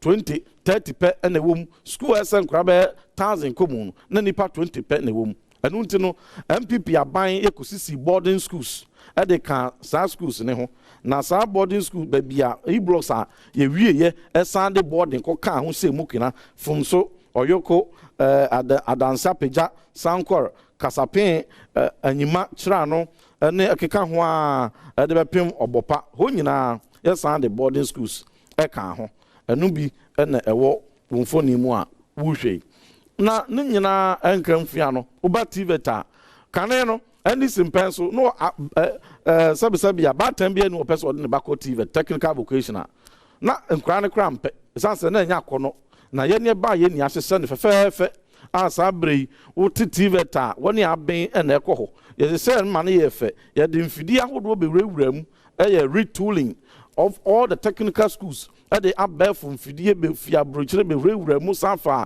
a teacher for Emposante Ghana TV service. I won't Jumakio Sunkua, one barber TV so no and Abwa Amaz say TV. I free. I edimu aqua nimwa, ya more free echo money. Now share the womb for Nimwa workshop. And this in pencil share workshop. I don't need more free TV. Now share a bare for dear MPP buy, ya de buy. Share Assignment Technical Institute. Now share a nyinam abel for Technical Institute TV Center. Yes, with New Century Technical Institute or dance man. Now share said the net here, said that it's upon some, said yes, no, I know. Nina bebre a womb. Now the air can say, yeah, can't one more air technical school, no, near can't woman swa, a year apprentices, and a master craftsman, and also Ponquano. Over 17,000 crown, 10,700, and yet to me a train or more up on every and various 19,062, and yet to me a train or more. Nancy, Dr. Mahmoud Bawumia, the Vice President and the next President of the Republic, S.R. Epej Medium to Ma, for Frokra, said ye, or by training 50,000 apprentices and the master crafts are free, Ghana fan na say. Nsano dwuma nso ekona ni mu pa na ninyina mo no wo hwe se dia befo digital era yɛkɔ yɛnim Ghana smart schools nso nkwalai laboratory ane de ma wɔm tablets ane de ma wɔm ɛsɛ deɛ 1 student 1 tablet ɛwɔ secondary schools a yɛgu so a yɛkyɛ over 450,000 deɛ yɛakyɛ ɛde ama yɛ mmɔfra yi ɛna no nso ɛgu so a wohwɛ yi STEM innovation ɛnam STEM ɛde baa yɛ nti no kyiwɛ mpo ɔkɔ no say robotics na nkura bia asom ɛhyehyɛ mfidie ɛyɛ innovations a ɛboa yɛka no ne yɛhwɛ wɔn mo a ɛwɔ school nko a wɔn nso anya school ankɔ a yɛfrɛ no complementary ɛsɛ etumi ɛboa wɔn wɔnyi nanso ɛsɛ etumi ɛboa no ɛno no ɛne wɔn mo a drop out enso ɛsɛ etumi hwehwɛ wɔn ɛsan de wɔn best school so yɛayɛ ho adwumadie so far over 17,340 and yɛde wɔn aba under the job ɛno yɛ special program bi a yɛyɛ bi nsi da wɔ bibi mɛmu ha picture yɛ a wɔrehwɛ yi miami colleague former deputy minister in charge of TVET ɛna kɔ gyina mu ma aban no ɛwɔ Dubai United Arab Emirates globally no wɔn de award ɛde ma Ghana sɛ yɛayɛ de obiara ɛnyɛ bi pɛn ɛno da nkyɛn so a 66,821 students ɛna wɔn nso yɛtumi aboa wɔn aba school ɛna wɔn yɛ between the ages of 15 and 45 nso a wɔn anko school no yɛde biribi yɛfrɛ no functional literacy program na ɛno ɛtargete 219,000 ɛne sifoɔ ntumi ayɛ yɛayɛ firi hɔ ɛba no teacher professionalization a deɛ ɛbɛboa ama teacher ayɛ professional yɛne yɛde baayɛ no ɛne sifoɔ so wɔn ba betwam ɛnti no akukuduro bɛyɛ na teacher ni betumi anya aka sɛ I'm a member of the noble profession ɛne sifoɔ so wɔn ba betwa teacher license anim deɛ ɛboa ama teacher ni enya bɔbere a edi mu ɛwɔ wiase afa na nyina no wɔn so wɔn ba betwam na yɛ deɛ ebesɛ mu kena ama na akɔ n'anim ɛno ɛnyina ɛda nkyɛn a wɔba tertiary Sabri, Yanen Kwa, Yabai, not only 16% of Mantia and Mabawa, and to me call university. Yania Pejam, Emma, as we speak, about 2023, now 22%. Say Matisa Kunanim, equal 23%. Yabai, not so we arts, and also we business, 1 year science, won't drink engineering. You introduce pre-engineering, Dr. Yaseduchum, and San Wajuma, Abwa, Emma, Utmi. Science 1 year science kra course bi abaye bia no nya 1 year bia obetumi akwakoye preparatory pre-engineering so say we are on the 3rd batch bi wo UMAT baby Amico University e bi nso ewo Kumasi Technical University and e bi nso ewo Pentecost University a omo ebo adwuma student loan trust fund and ne say student loan trust fund ayakọ no man is for say no fapem and it that's one mo dey ba be introduce omo level 100 support no a why enema student loan trust fund eyakono Dr. Mahmoud Baumia and Nana Danko Kufuado kane no na so bi ba beje snitch loan a anye se ne wo fa bi ne papa bi ed ne pension kosia wawa enti dodo na ntumi anye bi na MPP baaye Dr. Mahmoud Baumia the digital man Ghana card ma esuafo yi o mampani so say sadia yemfa nkọ parliament yemkọ sesam cabinet approve ye ene yi sa guarantor no free ho Sabri for the past 2.5 years and the MPP no so you are pony bia so you are private student so you are public university student so you technical university so you are pon bia ko bia no o fa Ghana card so wo first year second year third year bia wo bia no wo de call ya no akwaje moa na de tua office nyina ma bia beda bia de obesua de obedi de obeto books nya no mo fa ho ka amount ya implemented for the past 2.5 years and no fa permanent is for say omode ba be ye sa level 100 you know na sa level 100 policy no omode ba no question me bi san say and Ghana for be e bi san say nipa no wan ko secondary school anko betuna ko university wo kasa ti a free SHS no ene free SHS edimu e ma dodo na a graduate wo mo be hwe nim so mo be continue wo ba betua level 100 ama wo nipa o hwe free SHS edi mu no ona se e bo na ba so eno da nchen a wo tua 1 year ni ma na second year 4th year 3rd year 4th year so architecture 5th year medicine 6th year no why na betua ubi so mom so we no student loan transfer na Dr. Mahmoud Baumia de Ghana card abeyi guarantee free ho na ya kono no eno na beto aso atua na se nipa no no yam ya opoto ya efe no de bomu ayechi nipa o yam ahwehwam de no obepa ne nsa ho kwa me na maba abema no guarantor no atre amadodo na over 65% access has been increased no wo ba betua 1 year na sa 1 year ne krampom so only public university Now public university for no kuma bi o and so student loan trust fund na Dr. Mahmoud Bawumia and his excellency Nana Dankwa Akufo-Addo de buy no boa private for nyina wo kro ya na say free SHS enya say pa na aba besisem because focus only public schools and to the oba o ba be fa private schools nyina de aka ho say de o ka na ye no kra na nka betumi aya adenti na wo susu aniswade hu fufuro so de ba beboa asuaponfo no wo so de public university for nko na ba be hwom and then the one for private anka ho we na check the policy inconsistency in their own standing the omo kan enfia komam enti no mo fa ha no mo de asi ha ubi so mo say na sa level 100 for na so beboa wo besia anasa o de beche wo obi say besia nipa from so ba o say grant omu emu ache just omo nte de omo de ba no mpo ase ubi say na sign na eba be cost obi say 270 million mampeni dada na ase 200 between 230 and 270 million cedis ubi say obi from so say 600 million cedis obi say 35 million dollars one mo ankasa mu no omo nte san hye na ase e be srepa say abrante anasa baba wa bi etie na so when da so so be ko asuapo mu a wontumi fo wani ento san hye yi so wo mo akasa mponti ase na emmomo de wa bi pen yese obofo ne de ne nam ewo apaso enti no ono ye ne ya bi da yatumi aye SHS nyina free AdomTV free no wa wie no e no bi ba betua wo ka 1 year amount na wato amana na so tua 1 year ne man wie na se wo free makura ase asinkruwa na akọ na second year third year near ntua ma wa obesan akọ akura ase na be honim gu ase abeje obekram de me mahama graduate makotwa 1 year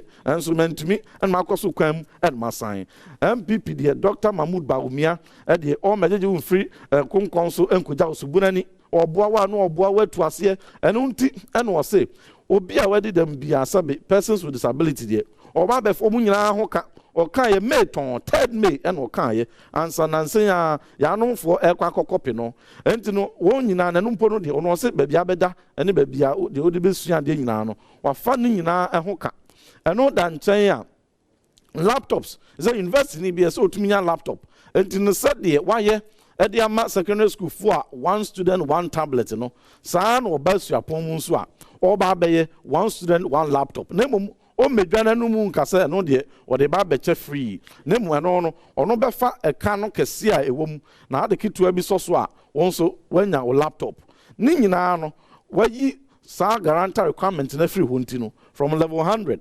200 300 ade ko nyina no obenya emoa no free enya afa no ba be yo ya sase dada ye ba betrim akonanim eno nti de why be pen ene de ono criticize ye ne almost sponsor over 34 adverts edit free SHS so that be anya da wom kro ya say free SHS unintelligent policy because obi wo wa obetumi atua enso President Akufo-Addo and Dr. Mahmoud Bawumia etua ma wom free enti no womba besisem na omo asem na se sa na mo dwen dia adan na so called level 100 support ne de eno wo say wo ba wo de obi abafutu afra o awen bi se obechiche mu aden na no de o ba be futu afra enu ntie besre abatuo ya ye ba be ko ye mpanifo ye nuanom ene enimdiefo a mo hwe ye nyina ye besre it is between Dr. Mahmoud Bawumia and then abedi echire Dr. Matthew Puku Prempa no ye former minister for education bra started free SHS and former president Mahama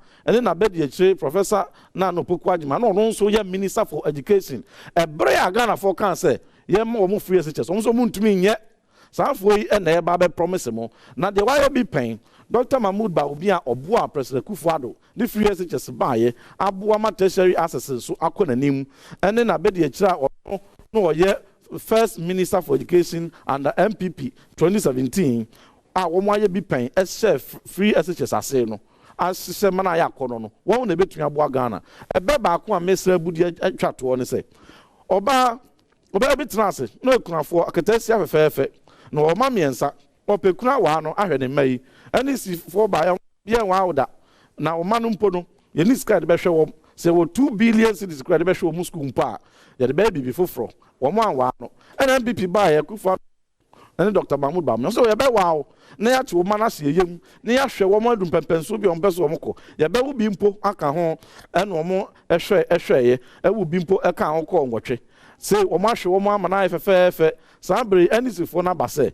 Munya MPP ni na onunya omugidie ehwe wo ma no e wo bi ka ho ko nanim na beto aba ma wo bra na 830,000 student kra no omso muntumi nye ehia na omo anye no de oye ya wa page nwakọ 1.48 million no yese ye na ye chima no ye penifo e asem sebe ya da mase akopọ enstramo amene wase ye da ase pi so. Well, Mijini say what ya fenu nyina. These are the major political parties. Yenyan muyaka no muntiase pamchomo fanche movement for ho, PNC for ho, CPP for ho, ye jitum se munyina mo ya manyoku. But ya bakwa sama betre say if 1992 ebepim enano prayer ye say party mienui wono modern body bribiada sa ankoye MPP a na ya NDC ntim yiri se Ghana fogusu hwemo. Se mbetimi akenya am ho yeni o ma besi akan a remember jo betimi atenase betimi be kenya ho yeni o ma besi akan a na mo so be that force no, but we acknowledge say your movement for ewo honum your PNC your CPP for so honum ebra so say busa questions and message mo busa questions is just a straightforward matter enti wa question busa ma NDC no your microphone wa ha na wabomodia kujina microphone echi just on my right hand side no kujina echi wa peso busa MPP question on my left microphone susi ho na wabomodia na wakubusa onso audio ne ye afenu no ya botena tenase odi ye de mic ni bebreo na wetimedi eye onkomo no mamenka o say ahaye your election headquarters kokromoti power ahani yehwe sector by sector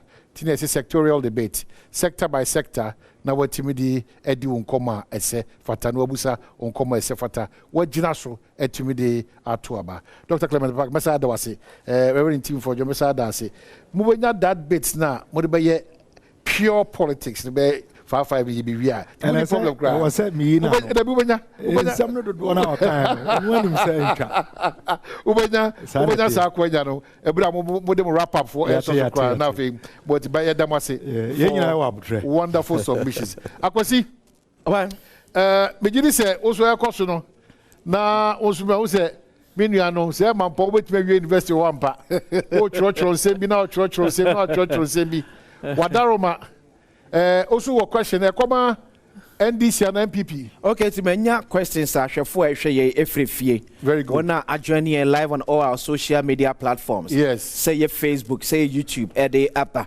Eti sɛ ɔmo yɛyɛ no yɛbɛkyekyɛ ne kakrakra na yɛgya bi nso ama fiefo ne fiefo nso ɛtumi abisa na yɛde atoatoa saa so ɔman quick one eti wadaroma o question biara o direct first one o direct akoma hwan sure nti wei a ɔde aba ɔse direct de ama Dr. Clement Apak Eunice Bedu ɛde ɛnie ɔse what new strategies would your government introduce to reform the curriculum ensuring it meets evolving global job market demand. What new strategies would your government introduce to reform the curriculum, ensuring it meets evolving global job market demand? Okay. For Dr. Clement Apak. Question better. The next one, so I call Dr. Clement Apak. Okay. Ben. Okay, Ben Kwanam Hua.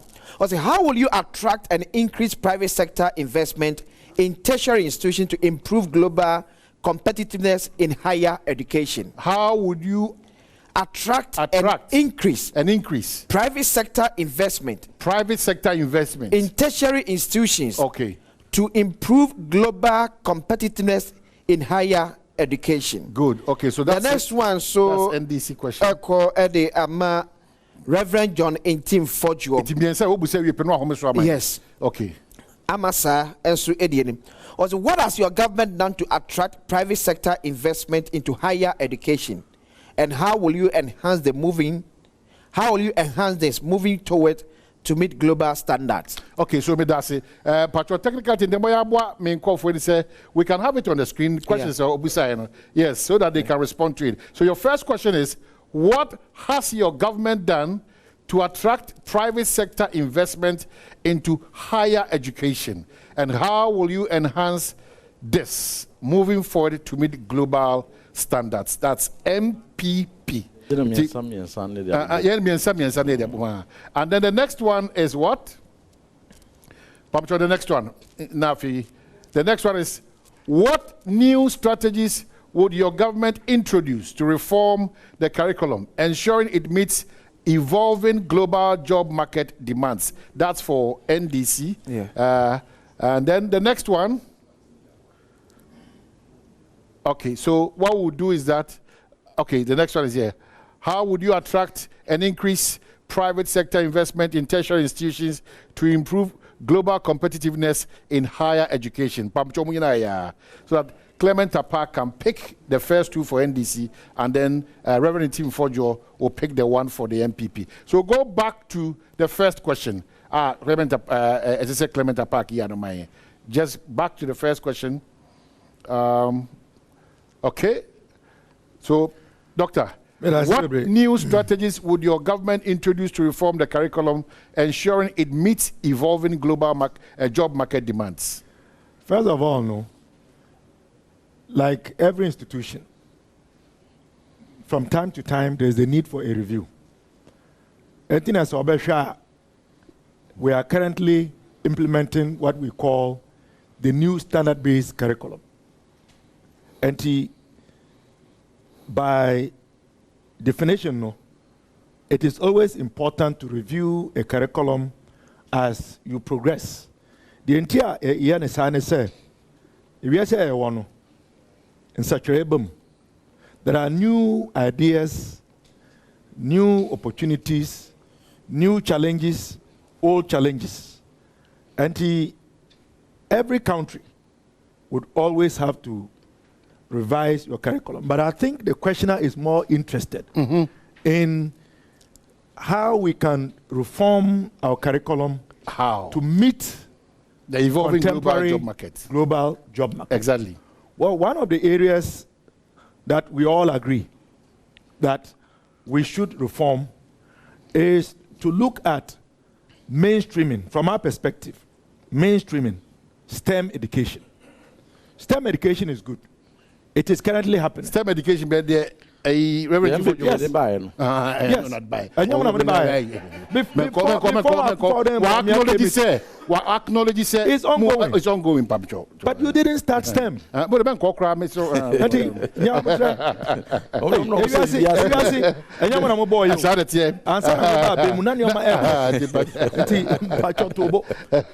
our position is that yes, rather say you and designate STEM education separate from general education. We want to mainstream science, technology, engineering, and mathematics. Okay. It should be available in every school. It should be something that shouldn't be confined to a particular school in a particular region. Okay. And I want to say the as we are speaking now, you would notice Reverend Fordwire presentation, he mentioned the STEM schools. Specifics. Yeah. What of Omo free Memen Peso South? If I should be they should also be able to have so the STEM NDC education. Is spreading it across. Exactly. So part of our policy proposal in this regard, and everybody knows that STEM education is the future. So why don't we mainstream it? So that is a strategy that we have thought about. And once we can do that, it will make us globally competitive because we are not going back in terms of the use of digital technology and information technology as a component of resolving current challenges and anticipating future challenges. It also has implications for the employability and competitiveness of our products. And we want to mainstream STEM education. All right, that is one of the strategies. Okay, so question number 2, Reverend. Question number 2, Dr. Apakin. Okay, so how would you attract and increase private sector investment in tertiary institutions to improve global competitiveness in higher education? Higher education is important. Higher education, in other words, is tertiary education. When we secondary school, the next level is what we'll describe as higher education. Now, challenges are higher education. One of them is even the issue of inadequate academic and residential accommodation. And I can say one of the strategies that we are going to bring to make it much more attractive and also to bring in the private sector is in the area of providing accommodation.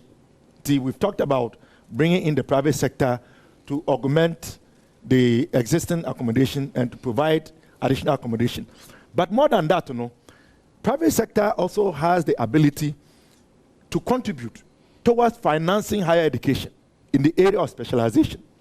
And we have thought about that. In advanced countries, and we are drawing from best practices, or instances where the private sector, a partner with government and the institution in particular, they can come into some type of agreements where the private sector would support and fund research, and that research will be tailored towards moving the private sector forward and creating more opportunities, which would then also offer employment opportunities for those students who are going to go through the educational system. All right. The partnerships between the private and public sector, leveraging on incentives like tax rebates, tax holidays. We can say, for example, that a company like Unilever. But your party is resisting fiercely matters on rebate tax. Yeah, that's because it's not targeted. So, who the tax rebates? My company, I will free my neighbor. So, embassy hotel, airport residential area. That we don't think that is a proper use. Okay, so in education, you open up that space for rebate. Great. That is it. Great. So the third question was directed towards the MPP. What's the question? Private sector investment. No, we are done with that. Now the MPP has this one. How has your government ensured that the curriculum of elite schools is aligned with global job market needs, particularly in tech and innovation? Reverend Timfojo. Yo, medas nipa obisa no kaminya ne din an kamani beje. Nkai fo ni na me be church mudin. Na ye beda na se sanse wabo ade ba ko a mprempren ye yankasa. Sanse ye se enkura ye tete wo mo afri Ghana ha no. Nya Ghana ha nko a na ese wonya omo so mfaso. Ese America for, Europe for, Asia for nyina epe won ye wo sa skills na wo mutumi nya be free Africa, Ghana specifically. Empony raise the critical mass of the population. While the Economic Forum they are better to say by the next 25 years, and you might more frank may a 65%, it will all be replaced by technology. It will not be available.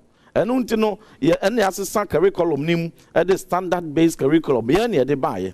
I de buy, ye chew on poor every ho at the critical thinking, at the collaboration. The creativity. Ababe wurem se de nkran to fi wa kopem so beko secondary school TVET be wi no. Na nadwemu abia or problem solving skills. Ne nyina so no globally responsive skills are your friend of 21st century skills. And ye dia wurem nakafo ehweso.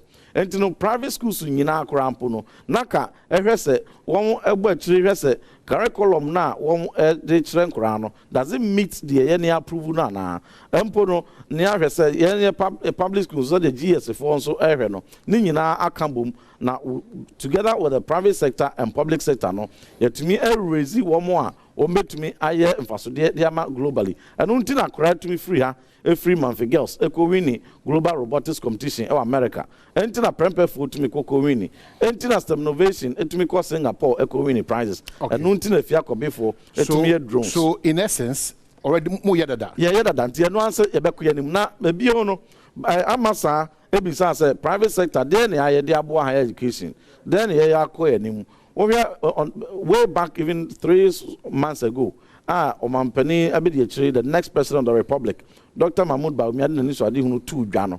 Answer is for fetch tafre hono. And what the 2 gas said the year de boa tertiary for PPP, private sector collaboration and ukosua pon bia mu a the hostels are through PPP no private sectors ankra for the ababe wura campus no edos mpo sen the universities na kasa asi ekonanim eno na yebekọ so ato ya encourage na ya sample aboa new private universities peseba akwensidi be obi ayi yama wom enti na ma Catholic University private ma mo charter Presby University ma mo charter any other universities so ya ma mo charter oba all nations university a wo mo ye bibi surunkun bi a bibi memu ha this is the first time Africa University be air satellite ye wo Ghana ha na aban na aboa wom am yetumi ye satellite no na oba sa mainstream ya menu e kan ya wo mo aka se wo mo de wo ba mampeni dada mahamaka e no so asisu se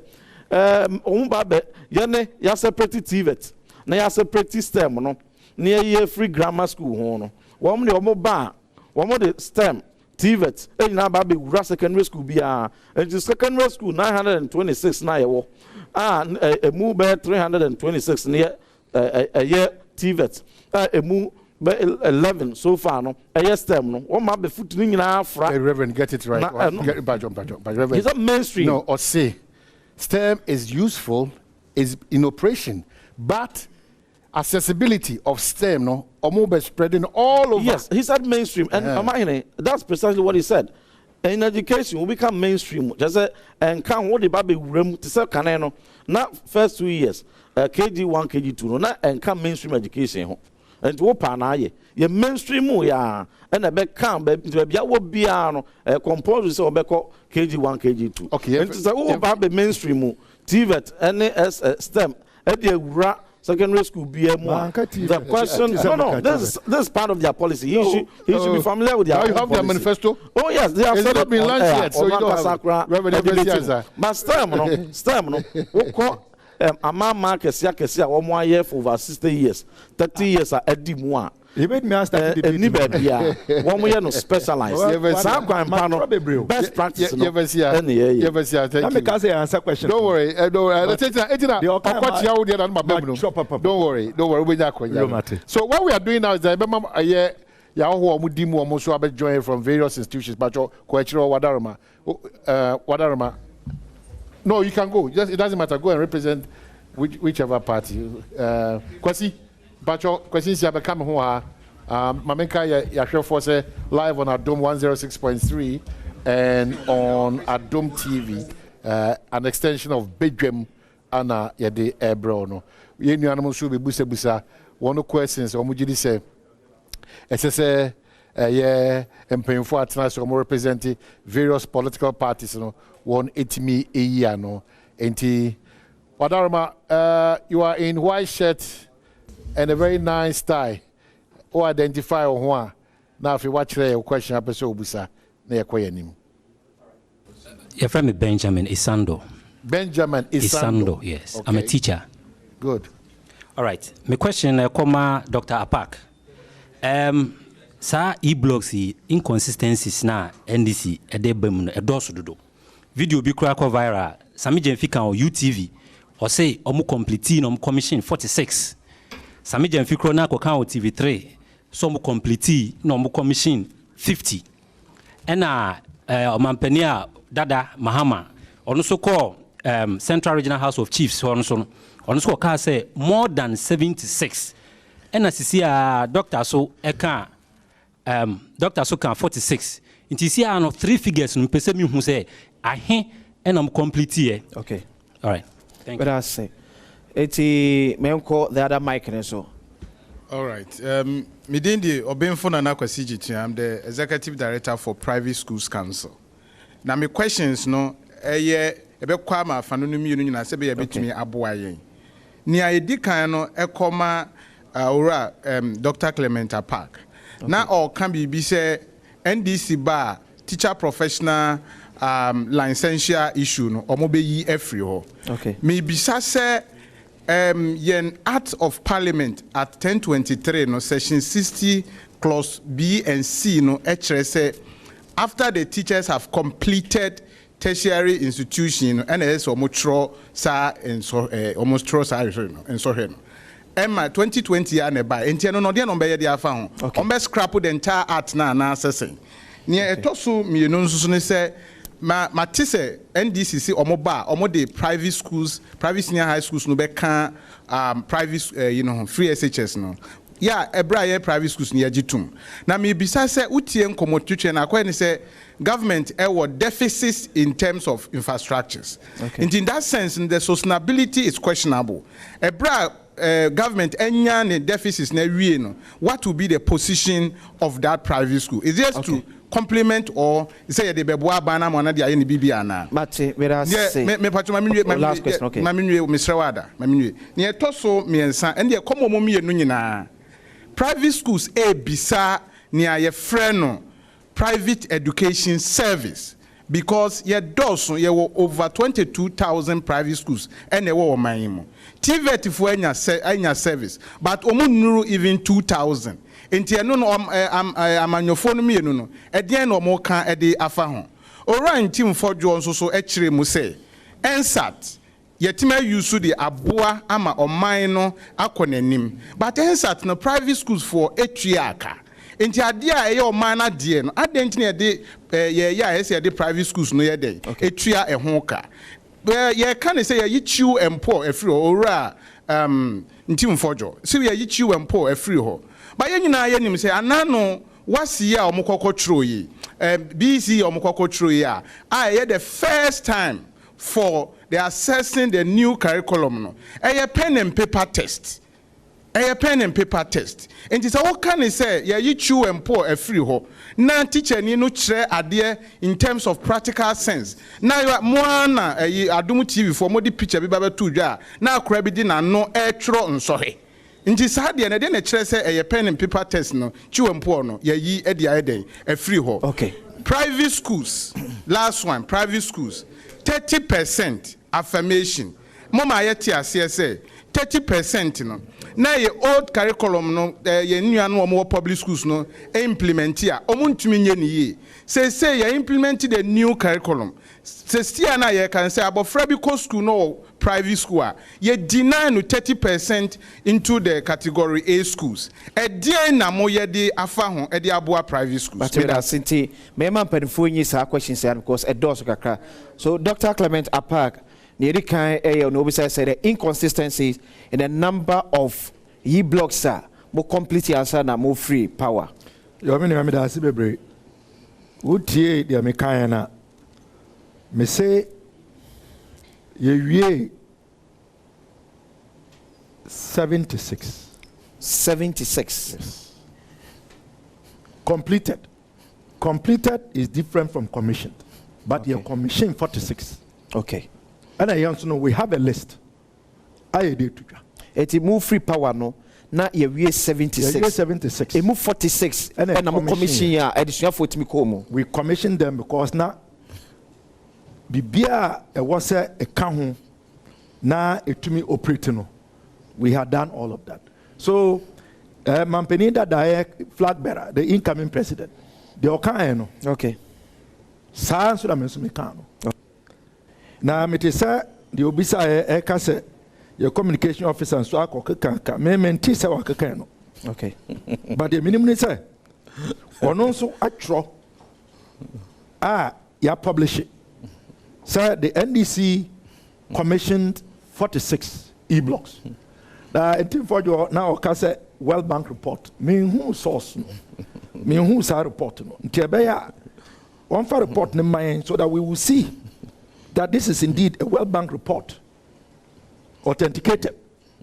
Because we also have our figures. Okay. And I am maker, Omorani mate, Onuna Oye Minister for Education.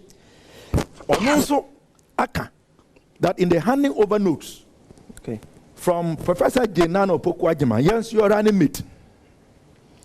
Now, Musa, we commissioned 46. We are resolute in that. Next one, a teacher. Licensure exams, yeah.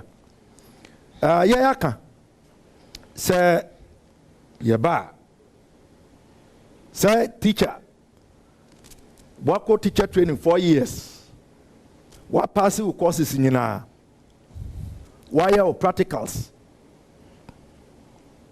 Now, we school.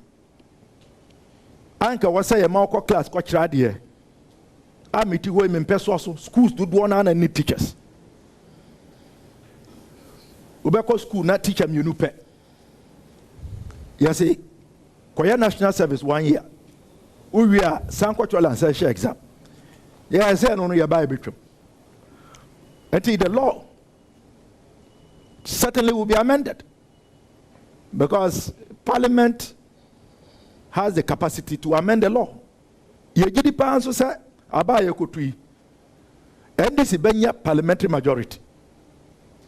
Eti obi biara o tie na onim say there is no need for trained teachers to be certified based on a 2 to 3 hour aptitude test.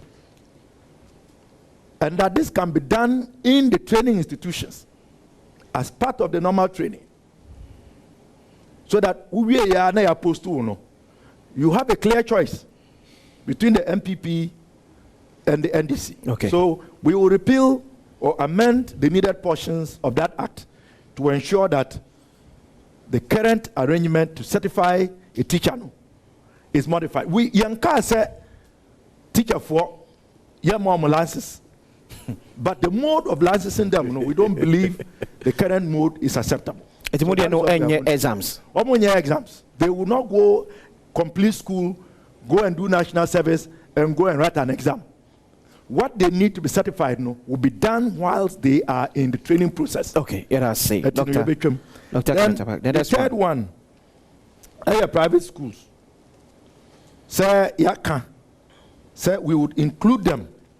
We would leverage them in the delivery of secondary education. In fact, private schools have always played a very important role in education service delivery.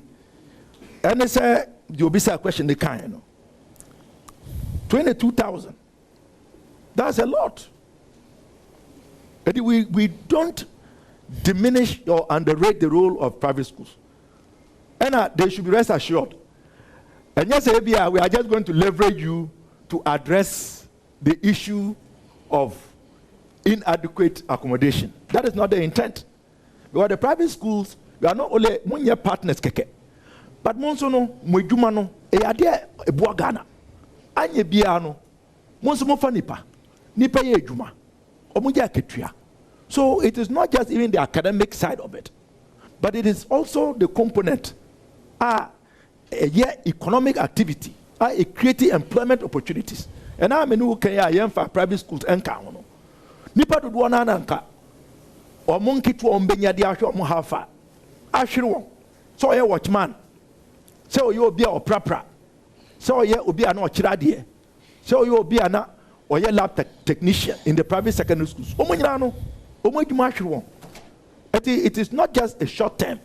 You said the private schools must be part of the process the way it was before. Yes, say.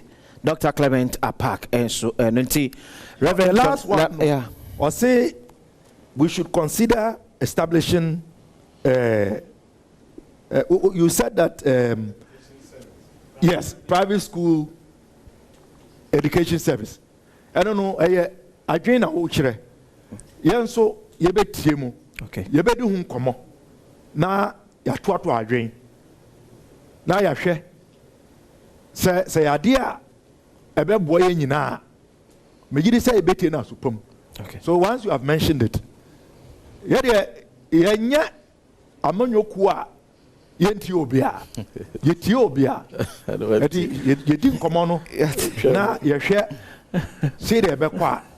Megidi say se mre no so a. Okay. Yeah, say Dr. Clement Apak. In fact, now second session come Abuaji Ofosu Hine, our sign language interpreter. So buana yenyan mua se binti ontimi NTN so no ehunu komodie ya ekonsita Abuaji ya dasin so epa. So Reverend John Team for your questions here call Edmao wanu ye. Yo, that's it.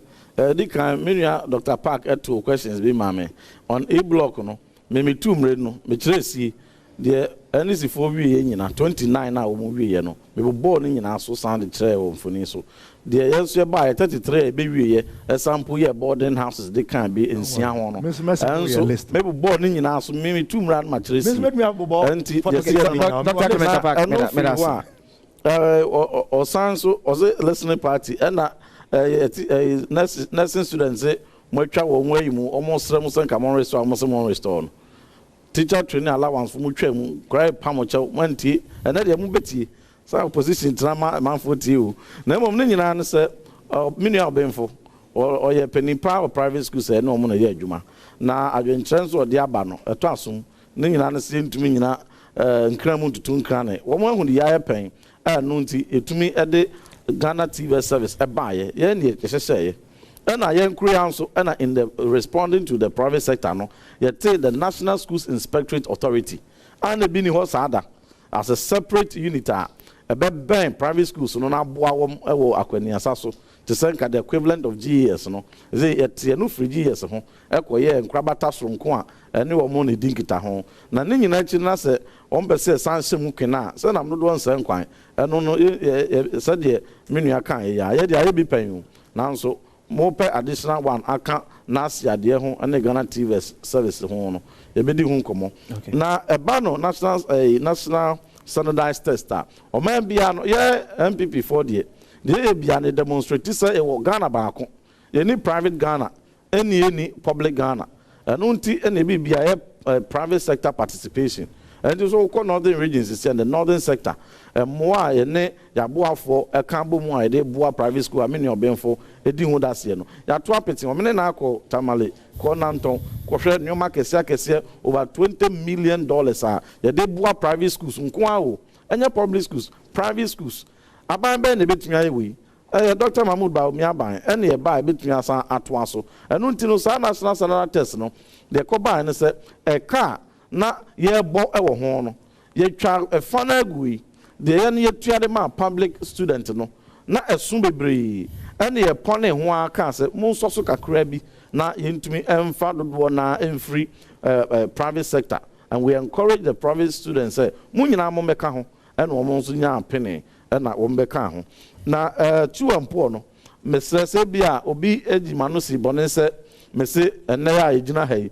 ye twa tuampo mu ema tuampo enkan ye wo masua ho a nya sa na tie na de ye de curriculum ne ya na montu a yetu no ye de asase etu ho na mon se given a certain medium term no ye betumi de atu ase untumi mfa 5 years entu tuampo ase you will need a long term period one implemented sa standard based curriculum no ne STEM ne robotics no mo no and akeka ho a given a certain period no between the two ase na mbomu no the asase no ato ase so enti na ate so and wo hwe exams and cultural na say mini benfo boss so a greater percentage of test items no na wo hwe taxonomy na the greater portion of questions no enye de remembrance okay the application any other no say we are moving away gradually. It will take a little time, but given the pace we are going, and it will be a thing of the past.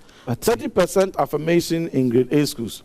Minia, there be a private schools are some come with the bada now so koshe infantipim se say ko Wesley girls ko prempe ko schools achimota ene na Brongo SHS Tamaligana sinum ne ade nyina no obekọ no private for bebre e wo ho na so to da bia wan hwa na obi nti ase se wu ya pam private for nyina free grade A schools wo mo so na wo grade A schools see the year kan say the ebema free SHS no a pro-poor policy and na say pro-poor policy bia so equity bi bem wo che no pepepepe na so obi aso enti won na wo nkru nkitu mu ne ade no say ye make sure say ye biem sa say obi anko a wo mo nya bi nko me say me nya grade A school anko because asin kru ha no untumi free onko grade A school enti no ye miem say de be ya obi so betumi free asin kru a etumi free bodjesango po de abie